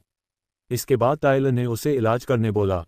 प्रोटैगनिस्ट ने टायलर पर चिल्लाना शुरू कर दिया, उसे बिना वजह घायल होने से रोकने और दूर जाने बोला। टायलर ने चिढ़कर बाउन को हारा हुआ कहा, जबकि एक पुजारी उसके घावों का इलाज कर रहा था। प्रोटैगनिस्ट ने समझा कि उसे अकेले ही मोर्चे पर होना चाहिए। उस समय वह राकिस के क्लोन से लड़ रहा था, जबकि सिस्टम विंडो पर नोटिफिकेशन आ रहे थे कि कैरेक्टर का स्वास्थ्य 50% से नीचे गिर गया था, और सभी प्रतिरोध और सुरक्षा हीरोज पाथ के इनएक्टिव स्किल के कारण बढ़ गए थे।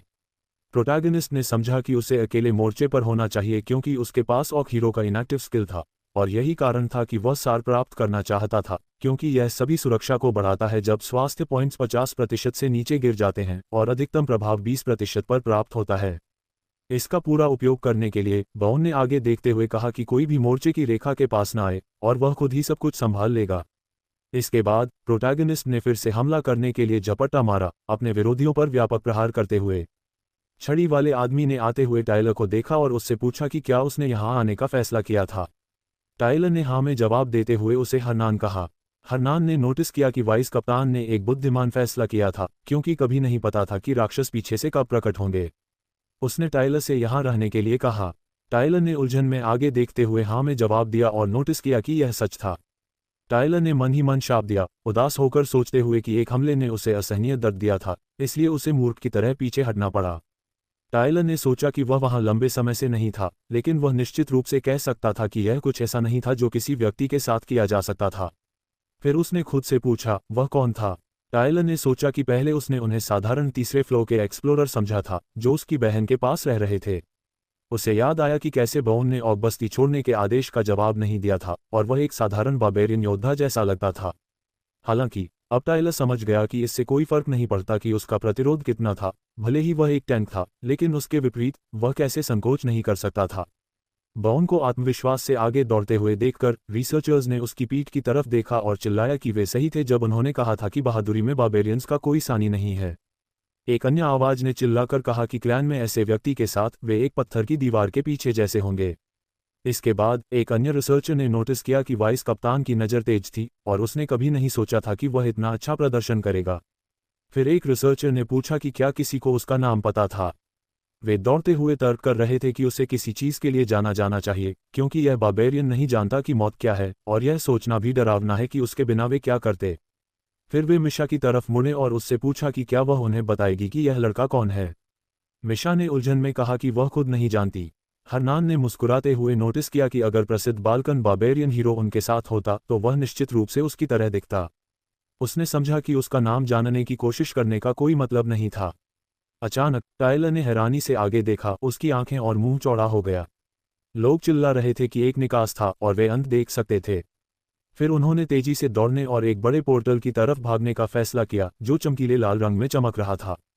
हरनान ने समझा कि जल्द ही सभी उसके बारे में बात करेंगे। सिस्टम विंडो पर एक नोटिफिकेशन आया जिसमें इन्फॉर्म किया गया कि ईवल रिफ्ट नामक जोन के प्रभाव गायब हो रहे थे।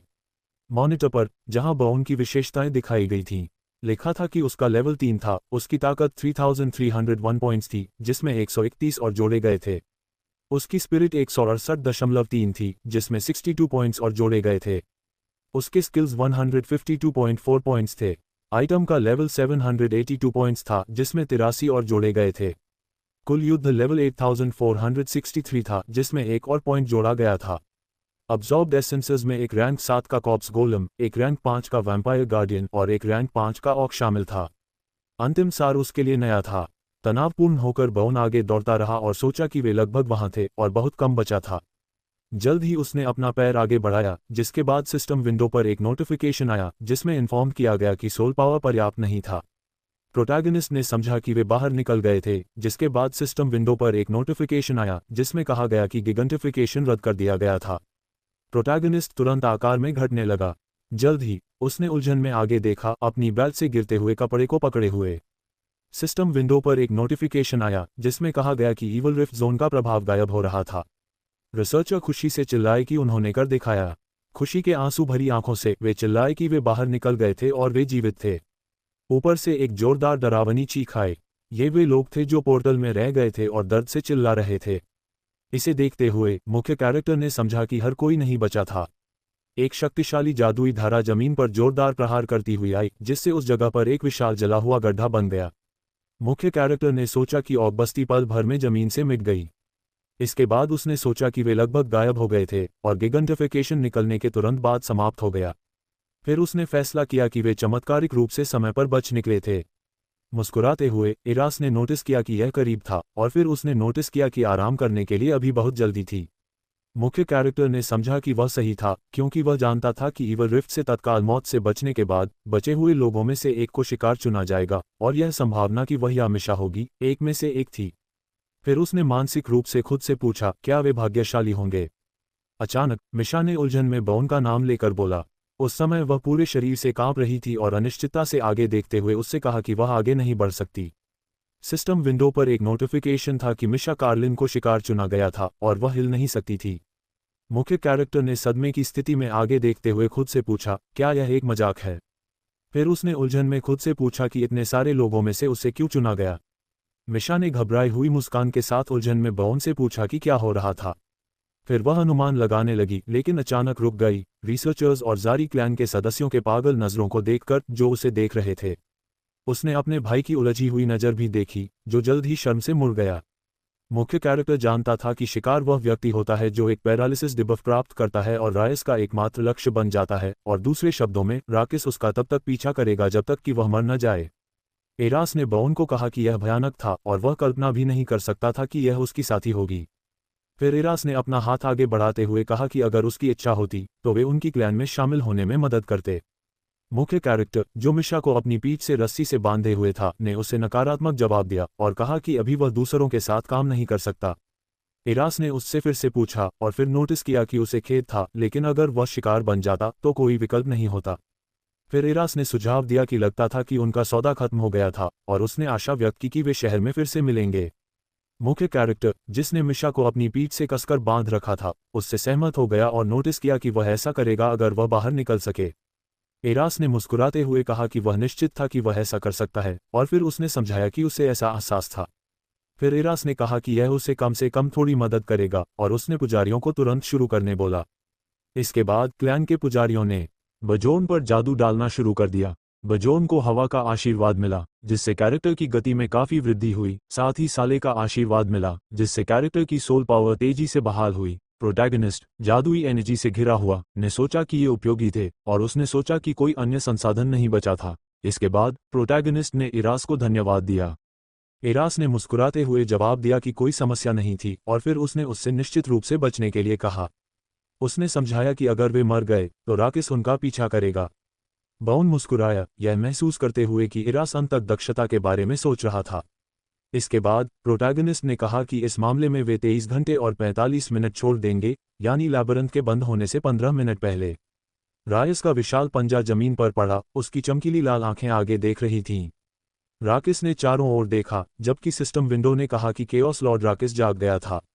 प्रोटैगनिस्ट ने पूरी ताकत से आगे दौड़ना शुरू किया। मिशा, जो उसकी पीठ से बंधी हुई थी, ने सोचा कि वह बाउन की त्वचा से गर्मी महसूस कर सकती थी जब वह दौड़ रहा था, और वह पीछे नहीं देख सकती थी, लेकिन गर्जना तेज हो रही थी और इसलिए वे दोनों मर जाएंगे। इसके बाद मिशा ने बाउन की तरफ मुड़कर उदास होकर उससे पूछा कि वह रुक जाए। मिशा ने नहीं सोचा था कि वह मूर्ख थी, और उसने समझा कि राक्षस उसका शिकार कर रहा था, न कि उसका। उसने समझा कि इसीलिए उन रिसर्चर्स के चेहरे पर ऐसी एक्सप्रेशन थी, और यहाँ तक कि परिवार ने भी उसे नजरअंदाज करने का फैसला किया था। मिशा ने सोचा कि उसका अस्तित्व सभी के लिए एक बाधा था। इसके बाद प्रोटैगनिस्ट ने उससे पूछा कि वह किस बारे में बात कर रही थी। मिशा ने उसे जवाब दिया कि उसने काफी कुछ कर लिया था, और फिर उसने नोटिस किया कि उसे भी मारा जा सकता था। फिर मिशा ने घबराई हुई मुस्कान के साथ नोटिस किया कि वे इतने करीब नहीं थे। उसने उससे पूछा कि क्या ये वाकई सच था। इसके बाद वह ये बताने लगी कि उसके बिना वह बहुत पहले मर चुकी होती और उसकी इच्छा पहले ही पूरी हो चुकी थी। इसके जवाब में मुख्य कैरेक्टर ने उसे हंसाने के लिए नहीं कहा। मिशा ने हैरानी से आगे देखा, उसके गाल लाल हो गए थे। फिर मुख्य कैरेक्टर ने उससे समझाया कि वह बिल्कुल नहीं मरना चाहती थी, और उससे पूछा कि वह ऐसी बकवास क्यों कर रही थी। उस समय बाउन बड़ी संख्या में जीवों से दूर भाग रहा था जो उसका पीछा कर रहे थे। मिशा की तरफ मुड़कर उसने उसे बताया कि वह उसे समझता था और वह डर रही थी कि उसे छोड़ दिया जाएगा। मिशा ने हैरानी से आगे देखा, उसकी आंखें और मुंह चौड़ा हो गया। फिर वह चिल्लाई कि उसे कुछ समझ नहीं आ रहा था और वह दूसरों के लिए समस्या नहीं बनना चाहती थी। इसके जवाब में मुख्य कैरेक्टर ने उससे पूछा कि क्या ये भावना उसकी जिंदगी से ज्यादा महत्वपूर्ण थी।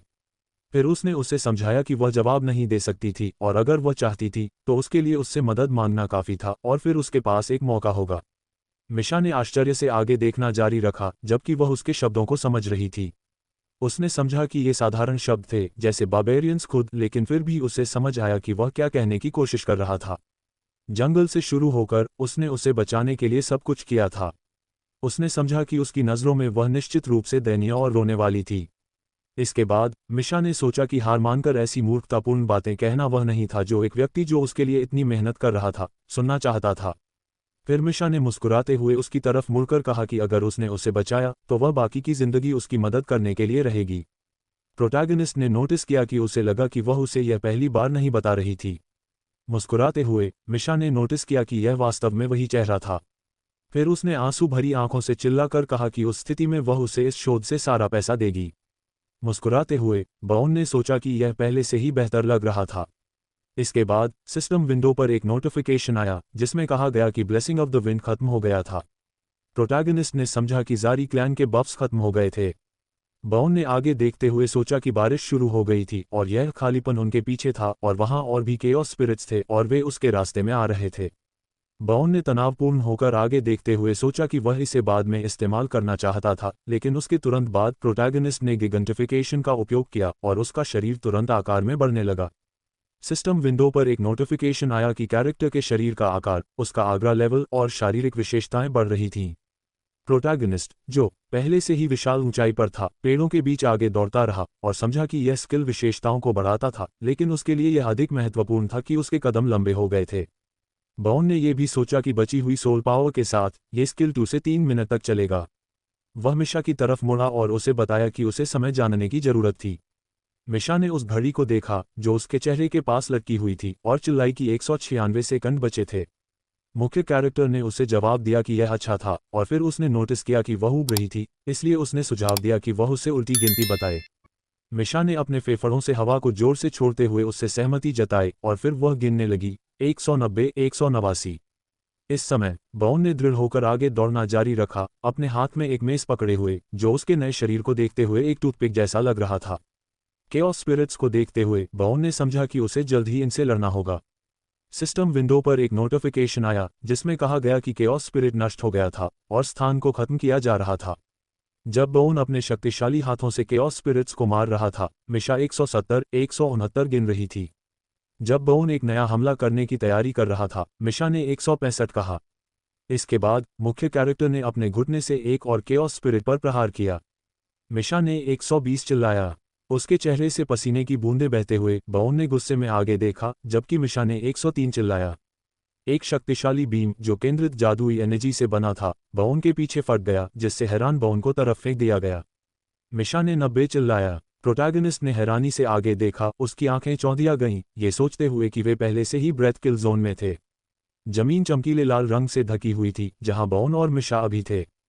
केओस स्पिरिट्स के शवों को देखते हुए बाउन ने समझा कि सांस ने कुछ केओस स्पिरिट्स से छुटकारा पाने में मदद की थी, जिससे उसने निष्कर्ष निकाला कि बचना बहुत आसान होगा।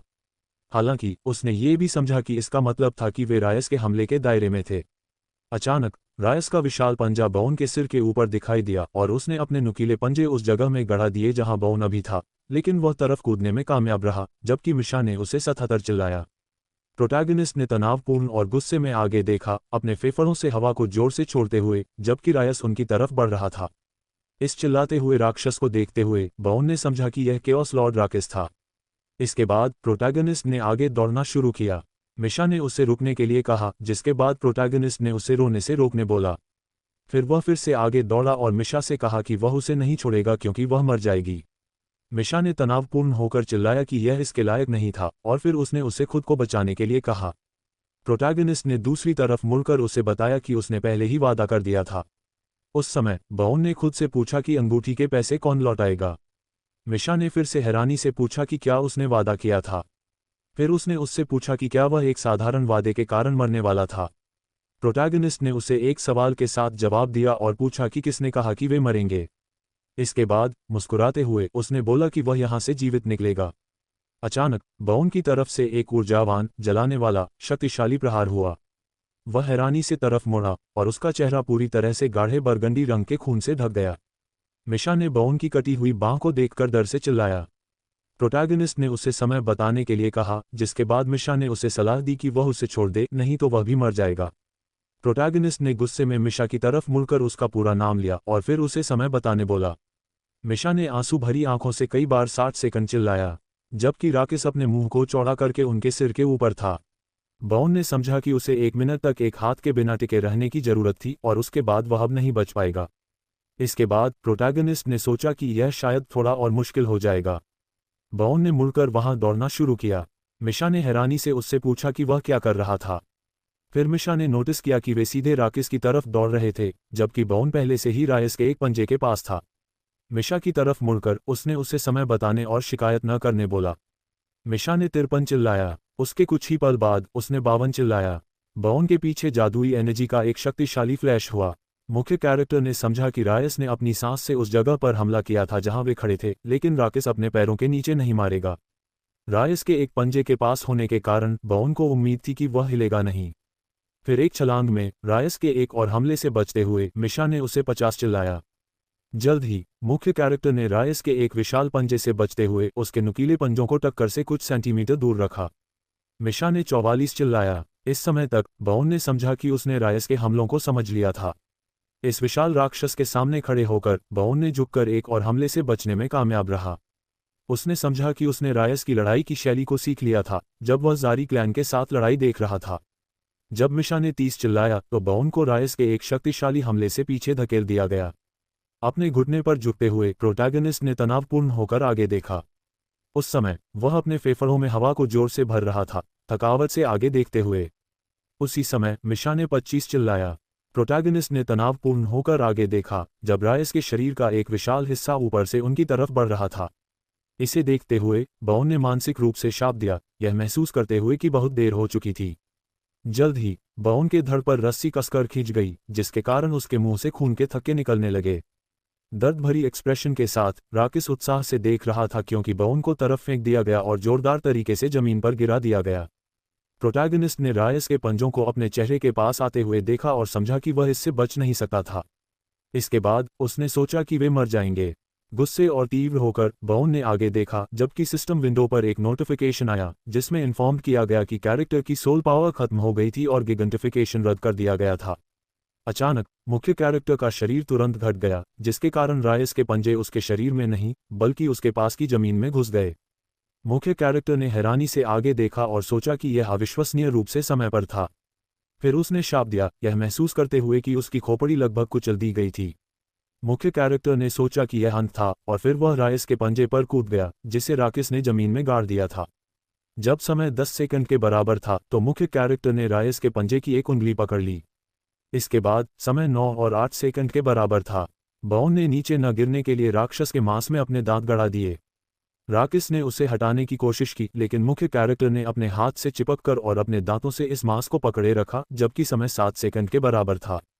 जब समय 4 सेकंड तक पहुंच गया तो राकिस ने बाउन को अपने थूथन के पास लाया लेकिन मुख्य कैरेक्टर ने कूदने की कोशिश की। हालांकि रायस ने उड़ान में बाउन को पकड़ लिया जिसके कारण मुख्य कैरेक्टर के मुंह से खून निकलने लगा।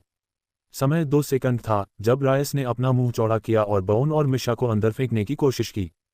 समय 1 सेकंड था और बाउन ने खून से सने चेहरे के साथ आत्मविश्वास से मुस्कुराते हुए आगे देखा और कहा कि बहुत देर हो चुकी थी। फिर उसने राकिस को अपमानित किया। कुछ ही पल बाद सिस्टम विंडो पर एक नोटिफिकेशन आया जिसमें इन्फॉर्म किया गया कि लैबिरिंथ बंद हो रहा था और कैरेक्टर रैप्स की तरफ जा रहा था। शहर के चौक में एक जादुई पोर्टल खुल गया। बहुत सारे लोग जो इस पोर्टल के आसपास इकट्ठे हुए थे इसके बारे में जानने में दिलचस्पी रखते थे।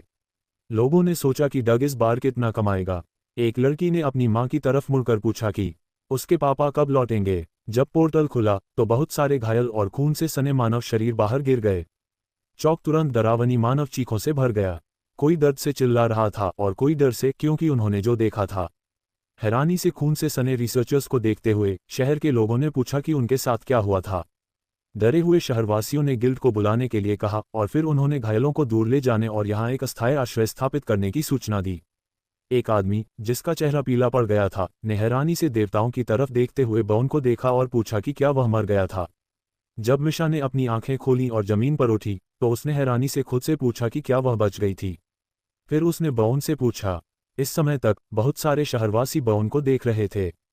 कुछ हैरान थे, कुछ डरे हुए थे, कुछ उसे डर से देख रहे थे और कुछ विचारशील होकर उसके शरीर को देखते हुए पूछ रहे थे कि क्या वह इस स्थिति में लौटा था और उसके साथ क्या हुआ था।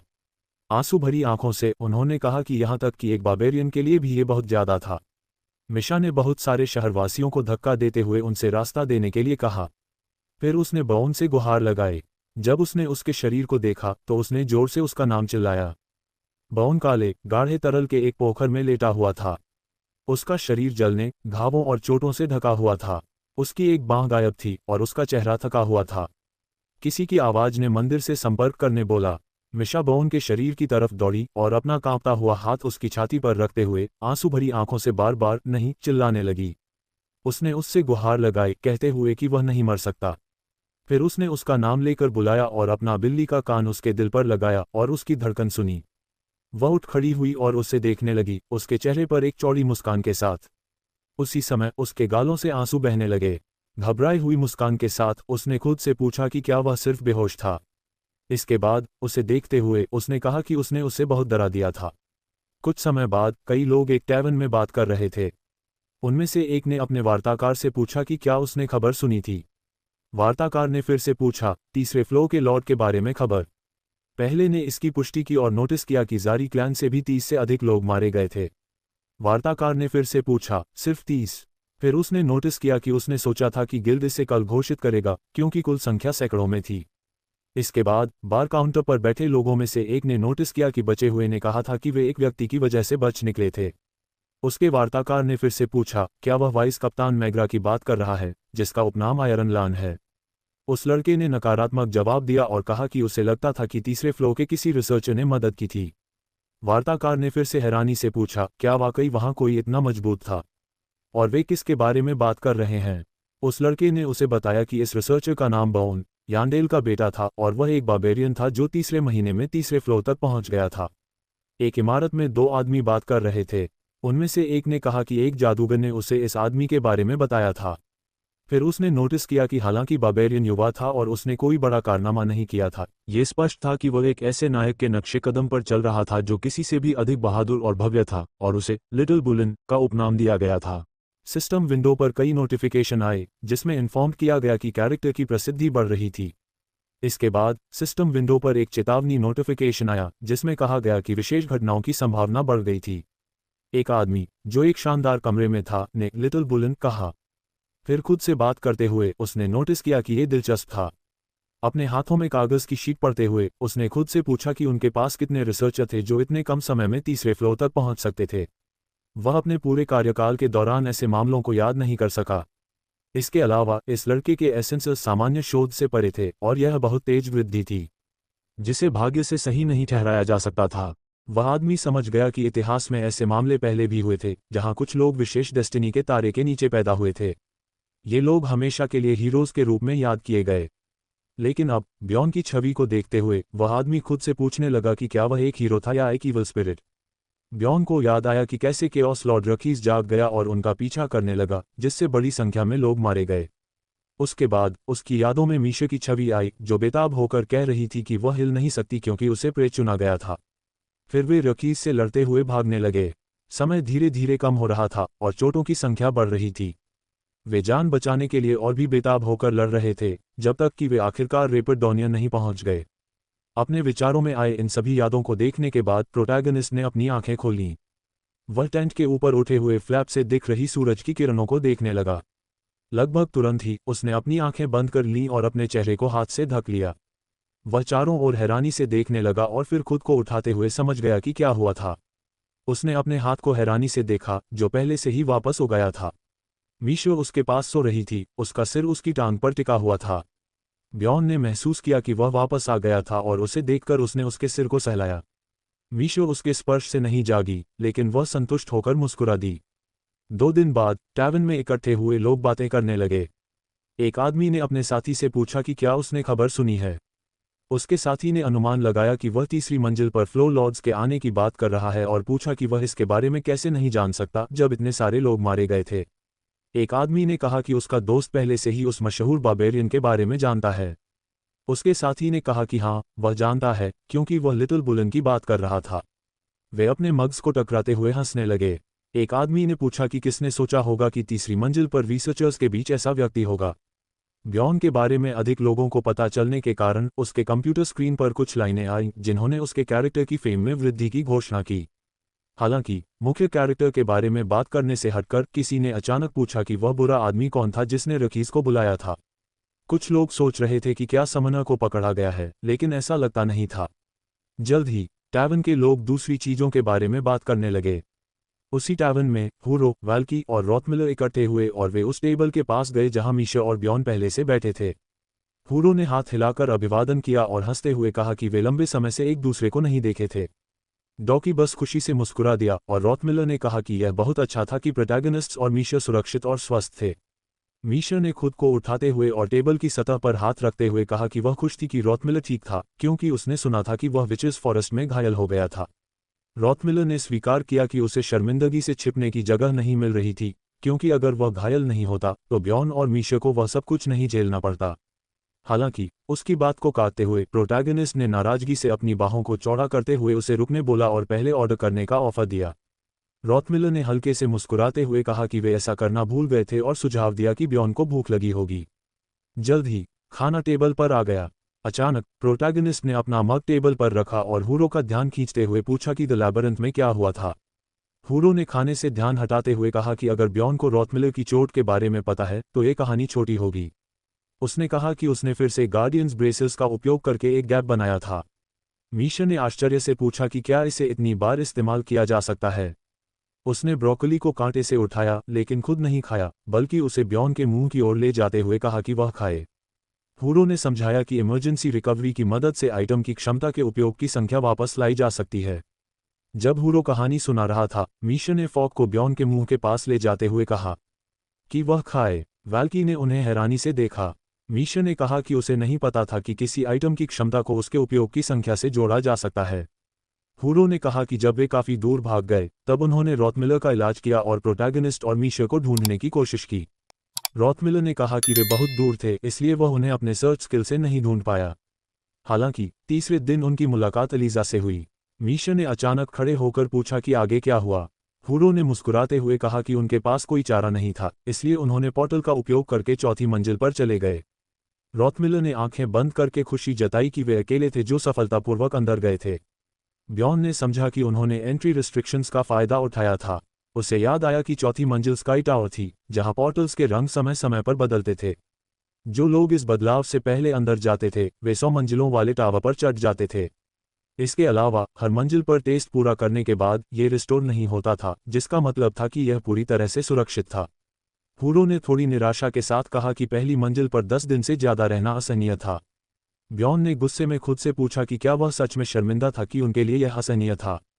उसने मानसिक रूप से चिल्लाया कि उसने और मीशा ने 1 मिलियन किलोमीटर चलकर यहां तक पहुंचा था। अचानक हुरो ने कहा कि जितना आश्चर्यजनक लगे, उन्हें पहले टेस्ट में एक एसेंस मिली थी। प्रोटैगनिस्ट ने फिर से आश्चर्य से पूछा कि क्या यह सच था।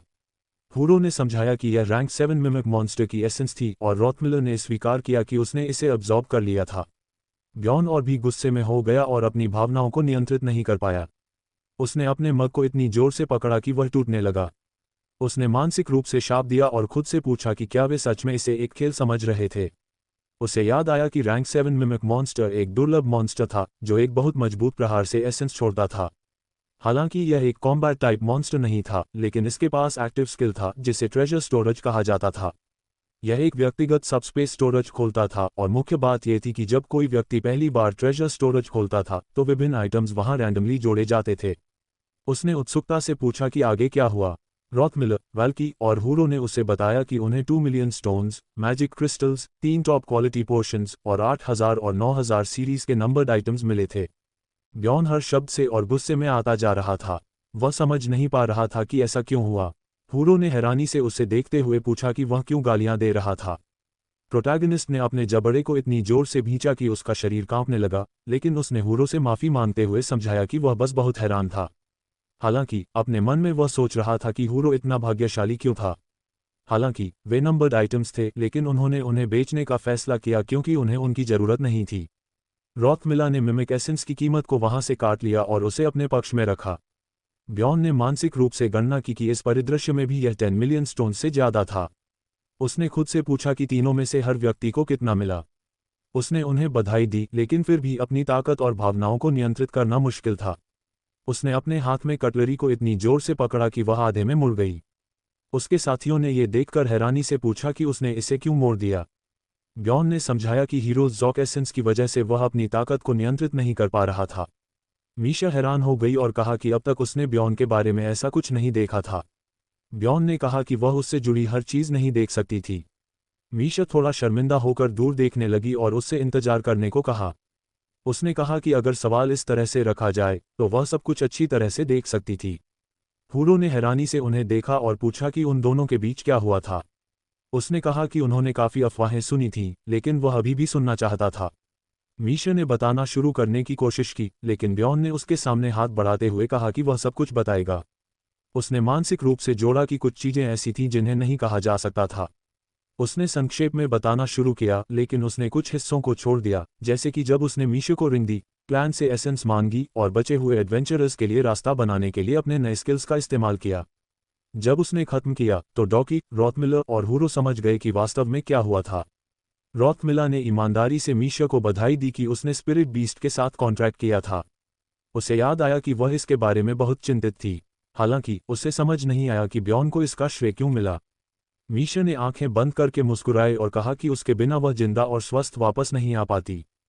हुरो ने हैरानी से हंसते हुए कहा कि प्रोटैगनिस्ट ने किसी तरह जर्वे क्लैन से ऑक हीरो की एसेंस हासिल कर ली थी। उसने पूछा कि क्या उसे सुरक्षा के लिए केवल 2 मिलियन स्टोन्स मिलेंगे। उसने जोड़ा कि वे तीनों इस घटना के लिए कुछ हद तक जिम्मेदार थे, इसलिए वे 1 मिलियन स्टोन्स देने को तैयार थे।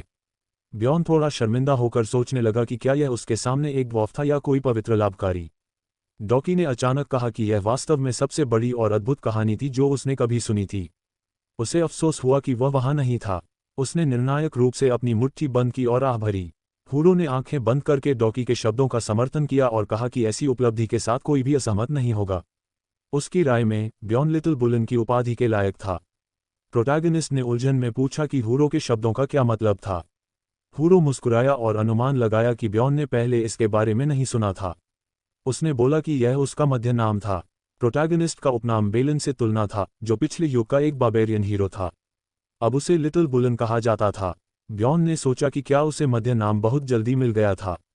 खेल में प्रसिद्धि हासिल करना अच्छा था, लेकिन ये जगह वास्तविकता थी और प्रसिद्धि बढ़ने के साथ विशेष घटनाओं की संभावना भी बढ़ गई। प्रोटैगनिस्ट जानता था कि अगर उसका नाम अचानक प्रसिद्ध हो गया तो उसे बहुत अधिक अनावश्यक ध्यान मिलेगा। लेकिन उसके साथियों ने उसे अपने विचारों से विचलित कर दिया। उन्होंने उसे बधाई दी कि उसने पहले ही एक मध्य नाम हासिल कर लिया था और 5th रैंक की एसेंस को अब्जॉर्ब कर लिया था। वे आश्वस्त थे कि वह भविष्य में और भी बड़ी ऊंचाइयों को हासिल करेगा। ब्यॉन ने उन्हें धन्यवाद दिया। मीशा ने आंख मारकर पूछा कि क्या उनके पास चर्चा करने के लिए कुछ और महत्वपूर्ण था। सभी ने सहमति जताई और लूट के वितरण पर चर्चा करने का फैसला किया। अचानक उन्हें याद आया कि प्रीस्टेस एलिजा की रिपोर्ट करने के लिए एक इनाम भी था। मीशा ने हैरानी से पूछा कि क्या ये सच में सच था। उन्होंने गणना करना शुरू किया कि प्रत्येक के लिए इनाम कितना होना चाहिए। उन्होंने नोट किया कि एलिजा की रिपोर्ट करने के लिए इनाम 3 मिलियन स्टोन्स था। जल्द ही अध्ययन के परिणामों के अनुसार ब्यॉन और मीशा को मिले स्टोन्स की कुल राशि, जिसमें से 2 लोगों के उपकरणों की मरम्मत और प्रोटैगनिस्ट के हाथ के इलाज की लागत तुरंत काट ली गई थी, 7.65 मिलियन स्टोन्स थी। ब्यॉन ने अचानक मुस्कुराते हुए मीशा से पूछा कि क्या वह जानती थी कि शुरू में उन्हें राशि को समान रूप से विभाजित करना था, लेकिन उसने उसे याद दिलाया कि उसने कसम खाई थी कि वह सब कुछ उसे देगी। डॉकी और हुरो ने उलझन में उन्हें देखा, जबकि मीशा रोते हुए सहमत हो गई और ब्यॉन से सब कुछ लेने को कहा। कुछ दिनों बाद मीशा ने पूछा कि क्या प्रोटैगनिस्ट ने अभी तक खत्म कर दिया था। उसने नोट किया कि लैबिरिंथ से गुजरना मुश्किल था, लेकिन इसके बिना भी ब्यॉन के पास करने के लिए बहुत कुछ था। ब्यॉन उसके करीब आया और समझाया कि उसने सब कुछ कर लिया था, जैसे कि मरम्मत के लिए दिए गए उपकरण लेना, आपूर्ति को फिर से भरना और यहाँ तक कि ऑक्शन हाउस पर भी रुकना। मीशा ने आंखें बंद करके खुशी से मुस्कुराए और कहा कि यह एक बड़ी राहत थी। ब्यॉन ने उसे देखते हुए सोचा कि यह क्या था। उसे समझ नहीं आया कि वह उसके आसपास क्यों घूम रही थी। उसने सोचा कि क्या उसे खोए हुए मुनाफे के बारे में कोई अफसोस था। उसे याद आया कि उसने हर पैसा ले लिया था, लेकिन उसने फैसला किया कि अगर पैसा उसके पास रहता तो बेहतर होता। अगर सोचा जाए तो 7.65 मिलियन स्टोन्स कुछ भी नहीं था, क्योंकि एसेंस, हथियार और उपकरण तैयार करने के बाद उसे मीशा के विकास पर ध्यान केंद्रित करना था, क्योंकि वह अब उसकी मुख्य साथी थी। मीशा ने देखा कि वह उसे विचारशीलता से देख रहा था और शर्मिंदा होकर पूछा कि ब्यॉन उसे क्यों देख रहा था। जल्द ही वे उस स्थान पर पहुंचे जहां एडवेंचरस परिवहन पर सवार हो रहे थे। एक नाइट ने उसे देखते हुए पूछा कि क्या ये वही लिटिल बुलन था। उसके पीछे चल रही लड़की ने कहा कि ब्यॉन एक सामान्य बार्बेरियन की तरह दिखता था। लेकिन उनकी बातचीत को नज़रअंदाज करते हुए उसने मीशा से कहा कि वह घर जा रहा था और पूछा कि वह क्या चाहती थी। मीशा ने थोड़ा अजीब तरह से स्वीकार किया कि वह कुछ समय से अपने परिवार से मिलने की सोच रही थी। प्रोटैगनिस्ट ने फिर से उलझन में पूछा और मीशा ने सिर झुकाकर इसे पुष्टि की। उसने समझाया कि वह कल या परसों तक वहां रहेगी। ब्यॉन सब कुछ समझ गया, लेकिन मीशा के व्यवहार को देखते हुए उसने खुद से पूछा कि वह उसे यह बताने से क्यों डर रही थी। बेशक कुछ चीजें उसे थोड़ा परेशान कर रही थीं, लेकिन यह एक पारिवारिक मामला था और प्रोटैगनिस्ट को यकीन था कि उसे इसमें हस्तक्षेप नहीं करना चाहिए। ब्यॉन ने बस मीशा को शुभकामनाएं दी और उसने धन्यवाद दिया। लेकिन ब्यॉन ने देखा कि वह अभी भी सबसे अच्छे मूड में नहीं थी। उसने उसकी पीठ पर थपथपाया और उसे उदास न होने के लिए प्रोत्साहित किया। दर्द और हैरानी में चिल्लाते हुए मीशा ने उसे एक इग्नोरेंट बार्बेरियन कहा। उसके अचानक बदले मूड को देखते हुए प्रोटैगनिस्ट ने नोट किया कि यह पहले से कहीं बेहतर था।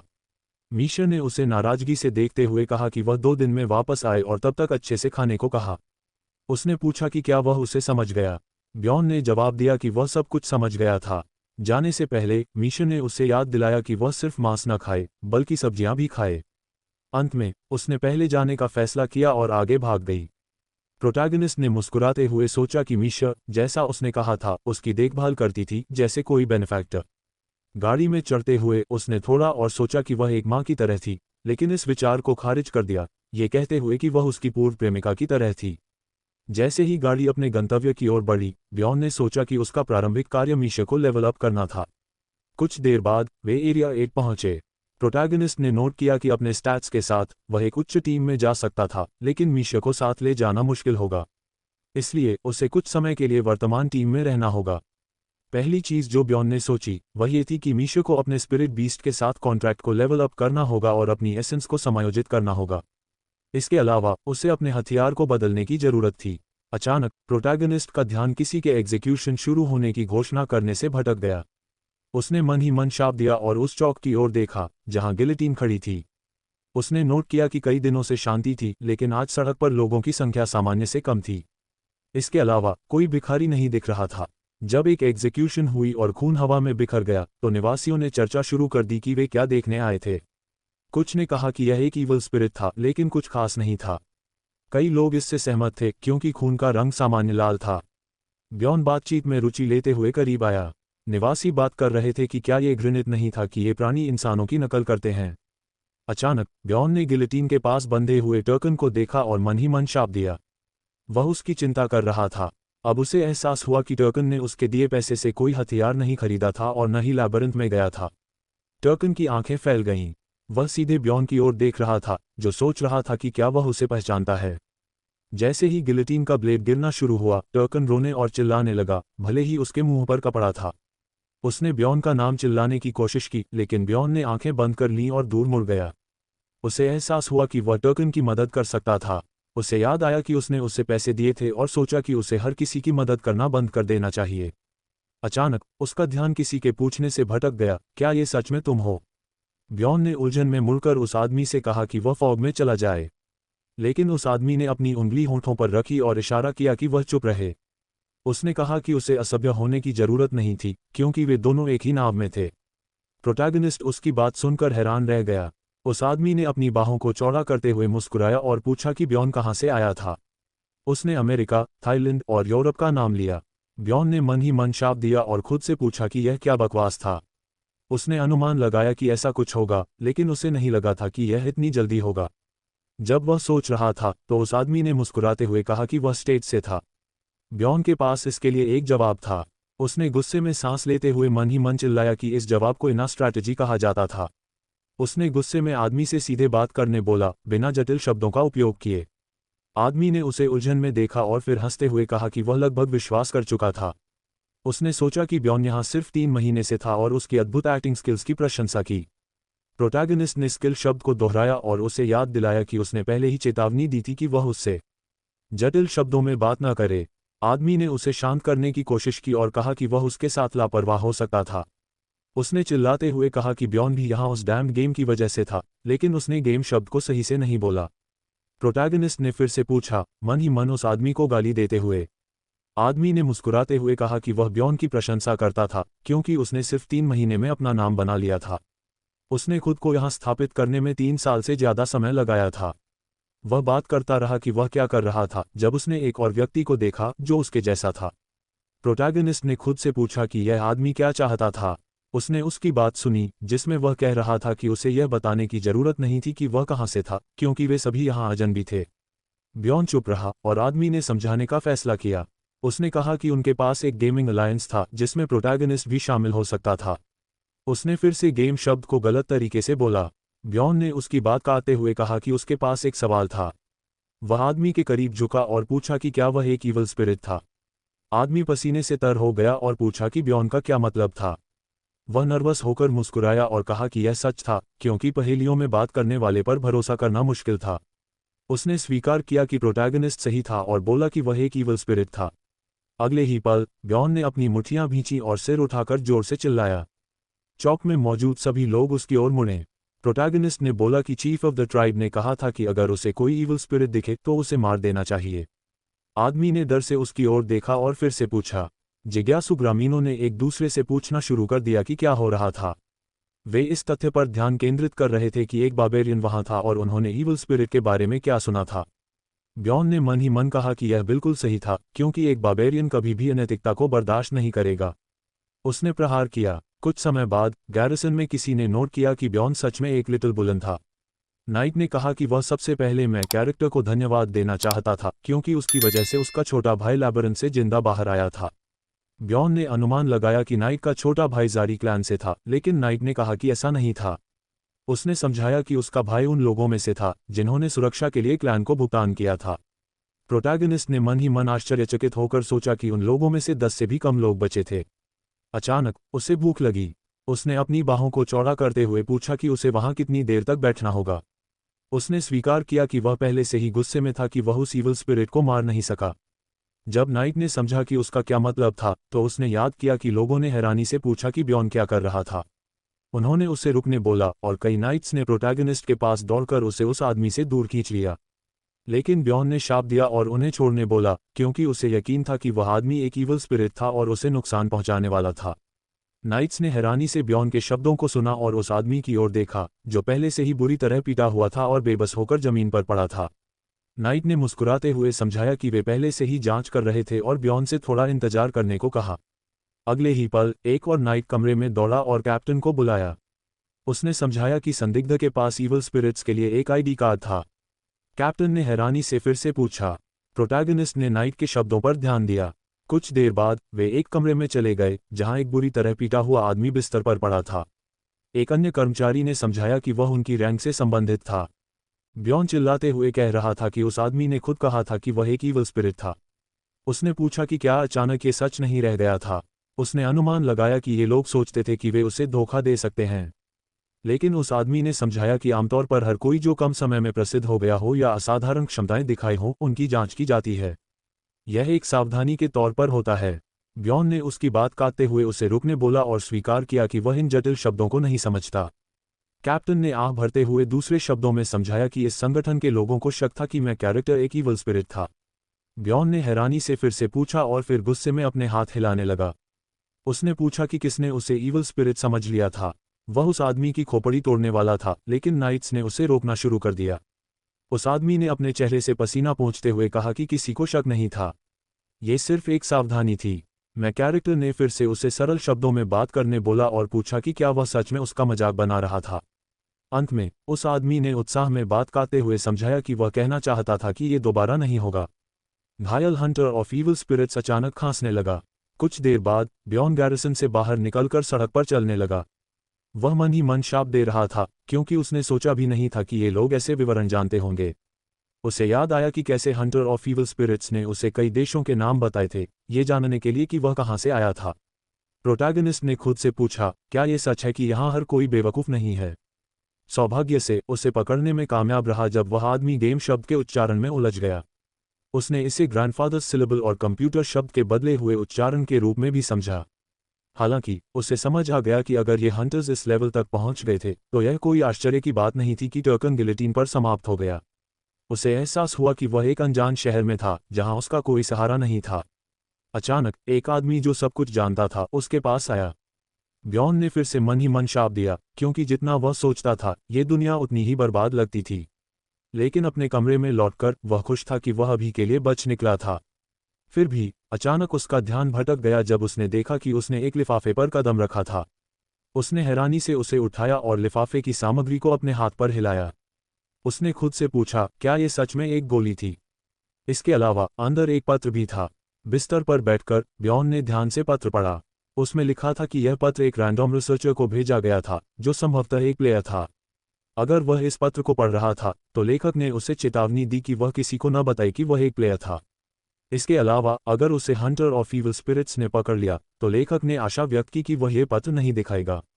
संक्षेप में लेखक ने लिखा कि उनके पास एक समुदाय है जो पूर्ण गोपनीयता की गारंटी देता है। अगर ब्यॉन लिफाफे से गोली निगल लेता है तो वह इसमें शामिल हो सकता है। ब्यॉन हैरान था जब उसने ये भी पढ़ा कि लेखक ने उसे चेतावनी दी कि अगर वह शामिल नहीं होना चाहता तो उसे गोली को नष्ट कर देना चाहिए। लेखक ने उसे जिंदा रहने की गुहार लगाई। हस्ताक्षर में लिखा था, ये रेपर्ड डोनिया का राजा है, बदमाश। लगभग उसी समय secret ministry of public order में, जो सीधे शाही परिवार को रिपोर्ट करता था, एक आदमी घुटनों के बल बैठा था। जिस व्यक्ति को उसने अभी रिपोर्ट दी थी, उसने पूछा कि क्या वह सच में एक खूनी गड़बड़ के बारे में बात कर रहा था। उसने याद दिलाया कि उसने सिर्फ एक और व्यक्ति को देखने बोला था। आदमी ने आंखें बंद करते हुए समझाया कि बात यह थी कि उन्होंने सोचा था कि 3 महीने के अनुभव वाला एक बार्बेरियन आसानी से पकड़ा जाएगा। उसके वार्ताकार ने पूछा कि परिणाम क्या था। आदमी ने बस नोट किया कि उसके लिए इसे व्यक्तिगत रूप से देखना सबसे अच्छा होगा। उसके वार्ताकार ने बटन दबाया और एक गेंद की सतह पर एक छवि दिखाई दी, जिसमें वह क्षण दिखाया गया था जब हंटर ऑफ ईविल स्पिरिट्स ब्यॉन के पास गया था। आदमी ने विचारशीलता से अपनी ठोड़ी को हाथ से पकड़ा और छवि को घूरते हुए कहा कि ऐसी स्थिति में ईविल स्पिरिट्स आमतौर पर भागना पसंद करते हैं, लेकिन इस बार्बेरियन ने बिना हिचकिचाहट कर्मचारी पर हमला कर दिया। नाइट ने अनुमान लगाया कि वह क्या कहना चाहता था और उसने पुष्टि की कि ब्यॉन निर्दोष था। योद्धा ने इसे समझ लिया और आदमी खिड़की के पास गया और सड़क पर देखते हुए पूछा कि क्या मैं कैरेक्टर सच में सिर्फ 3 महीने में प्रसिद्ध हो गया था, बिना ईविल स्पिरिट हुए। उसने अनुमान लगाया कि भाग्य ने उसे एक हीरो बनने के लिए नियत किया था। फिर वह मुस्कुराया और कहा कि यह बहुत अच्छा था, क्योंकि इस शहर में हमेशा प्रतिभा की कमी रही थी। ब्यॉन के कैरेक्टर की फेम बढ़ती रही। अगली सुबह मैजिक टावर के पास खड़े होकर उसने संरचना को देखते हुए अनुमान लगाया कि कल का पत्र नकली नहीं था। इस मामले में उसे सच्चाई का पता लगाना था। वह प्रयोगशाला में गया, जहां रेवन ने नोट किया कि अगर उसे यह चीज मिली थी तो इसका मतलब था कि उसने अपनी प्रतिष्ठा बढ़ा ली थी। प्रोटैगनिस्ट ने हैरानी से फिर से पूछा और उसने समझाया कि आमतौर पर हर कोई जो प्रसिद्ध होता है उसे ऐसी चीज मिलती है। उसने ब्यॉन को चेतावनी दी कि वह इसके बारे में न सोचे। उसे अफसोस था कि अगर उसे यह मिला होता तो वह तुरंत पत्रों की जांच करती, लेकिन अब पत्र में जो कुछ लिखा था वह गायब हो चुका था। प्रोटैगनिस्ट ने खाली कागज को घूरते हुए खुद से पूछा, क्या ये किसी तरह का जादू है? रेवन ने पूछा कि क्या उसे आश्चर्य नहीं हुआ कि ईविल स्पिरिट्स ने पत्र में क्या लिखा था। ब्यॉन ने ईविल स्पिरिट्स के बारे में पूछा और रेवन ने कहा कि क्या उसने उसे इसके बारे में नहीं बताया था। उसने बताया कि वे ही थे जो पत्र भेजते थे। प्रोटैगनिस्ट ने स्वीकार किया कि उसे पता भी नहीं था कि यह एक पत्र था। उसने कहा कि वह एक प्रतिभाशाली थी। रेवन ने घमंड से मुस्कुराते हुए कहा कि यह सच था और चेतावनी दी कि यह कुछ ऐसा था जो आम लोग नहीं समझ सकते। उसने नोट किया कि अंदर एक गोली थी। रेवन ने पूछा कि क्या यह सच था। उसने सोचा कि क्या ब्यॉन जानता था कि यह क्या था। उसने कहा कि नहीं और उसने समझाया कि यह एक अत्यंत प्रतिभाशाली मेज द्वारा बनाई गई थी, जिसके पास mind control magic, other dimensional magic और अल्केमी का गहरा ज्ञान था। गोली निगलने से प्रोटैगनिस्ट एक विशेष स्पिरिट वर्ल्ड में प्रवेश कर सकता था। ब्यॉन ने फिर से पूछा, यह नहीं समझ पा रहा था कि स्पिरिट वर्ल्ड क्या था। रेवन ने नोट किया कि वह इसे एक और आयाम के रूप में सोच सकता था, जहां सिर्फ उसका मन जाता था जबकि उसका शरीर वहीं रहता था। उसने समझाया कि अगर वह गोली निगलता है तो उसे हर महीने की 15 तारीख को आधी रात में एक विशेष स्पिरिट वर्ल्ड में बुलाया जाएगा। उसने नोट किया कि संभवतः ईविल स्पिरिट्स इसका उपयोग जानकारी का आदान प्रदान करने के लिए करते थे। इसलिए कई लोगों ने गोली निगल ली ताकि वे उस दुनिया में प्रवेश कर सकें। लेकिन अगले दिन अन्य लोगों ने उन्हें खून की उल्टी में मृत पाया। ब्यॉन ने उसे रुकने को कहा जब उसने मृत रिसर्चर्स के बारे में सुना। उसने सोचा कि उससे लगभग गलती हो गई थी जब उसने गोली निगलने की कोशिश की। रेवन ने पुष्टि की कि अन्य लोगों ने कई मृत पाए थे और उसे सलाह दी कि वह जिज्ञासा से गोली न ले। ब्यॉन ने अनुमान लगाया कि यह सिर्फ जहर था और सोचा कि किस तरह के बेवकूफ ने उसे यह भेजा था। रेवन ने पूछा कि उसने क्या सोचा था कि मेजर्स क्या थे। उसने कहा कि गोली में उन सामग्रियों या अल्केमिकल फॉर्मूलास में से कोई भी नहीं था। प्रोटैगनिस्ट ने पूछा कि फिर वे लोग क्यों मर गए। रेवन ने गंभीर होते हुए समझाया कि कई सिद्धांत थे, लेकिन सबसे संभावित ये था कि ईविल स्पिरिट्स के पास एक तरीका था जिससे वे उन लोगों का चयन करते थे जो उनके नहीं थे और घुसपैठियों की सोल्स को उनके शरीर से अलग कर देते थे। ब्यॉन ने कहा कि यह एक खतरनाक गोली थी और मानसिक रूप से नोट किया कि दूसरे शब्दों में कुछ अज्ञात प्लेयर उसकी जिंदगी को नियंत्रित कर सकता था। रेवन ने याद किया कि एक विशेषता थी। उसने समझाया कि उस स्पिरिट वर्ल्ड में सोल की उपस्थिति का उपयोग किया जाता था, इसलिए वे यह नहीं जान सकते थे कि वे लोग शहर में कैसे दिखते थे। प्रोटैगनिस्ट ने हैरानी से पूछा कि क्या वे जादू का उपयोग करके यह नहीं जान सकते थे कि किसने गोली निली थी अगर यह एक मेज द्वारा किया गया था। उसने कहा कि यह असंभव था और नोट किया कि ऐसा कोई तरीका नहीं था, नहीं तो वे सभी ईविल स्पिरिट्स को पहले ही पकड़ चुके होते। ब्यॉन ने स्वीकार किया कि यह भी सच था। रेवन ने सुझाव दिया कि वे आज का शोध शुरू करें और पूछा कि क्या वे खून इकट्ठा करने के लिए आगे बढ़ेंगे। ब्यॉन खड़ा हो गया और समझ गया कि इसका मतलब था कि समुदाय वास्तव में पूर्ण गोपनीयता की गारंटी देता था, और सबसे बढ़कर वह जानकारी प्राप्त कर सकता था। शायद वापस लौटने का एक तरीका भी था, लेकिन वह अपने विचारों से थोड़ा विचलित हो गया जब रेवन ने खून से सनी कुर्सी की ओर इशारा करते हुए उसे वहां आने को कहा। उसने चेतावनी दी कि सब कुछ नियंत्रण में था और वह नहीं मरेगा। ब्यॉन ने जवाब नहीं दिया, बल्कि कुर्सी पर बैठ गया। रेवन ने उत्साह से मुस्कुराते हुए उसके सिर के ऊपर उपकरण रखा, जबकि प्रोटैगनिस्ट सोचता रहा और खुद से पूछता रहा कि क्या उसे जोखिम उठाना चाहिए। कुछ समय बाद घर वापस आकर उसने इसके बारे में सोचा। उसने नोट किया कि उसने लंबे समय तक इसके बारे में सोचा था और सबसे अच्छा विकल्प उसे गोली निगलना लगा। उसने इस निर्णय को लेने से पहले सभी जोखिमों और संभावित लाभों को तौला। उसने मानसिक रूप से कहा कि अगर गोली इतनी खतरनाक थी तो समुदाय ने इसे बनाया ही नहीं होता। लेकिन फिर भी वह इसे अभी नहीं पी सकता था, क्योंकि गोपनीयता के बावजूद आमंत्रण भेजने वाले के पास शायद ये जानने का तरीका था कि कौन शामिल हुआ। ब्यॉन बिस्तर पर लेट गया और अपने हाथों को सिर के पीछे रखते हुए अनुमान लगाया कि स्थिति क्या हो सकती है। उसने खुद से पूछा, क्या होगा अगर एक निश्चित अवधि में वह अकेला था जिसे आमंत्रण भेजा गया था। इस मामले में जैसे ही वह समुदाय में शामिल होगा उसे जल्दी से पकड़ लिया जाएगा।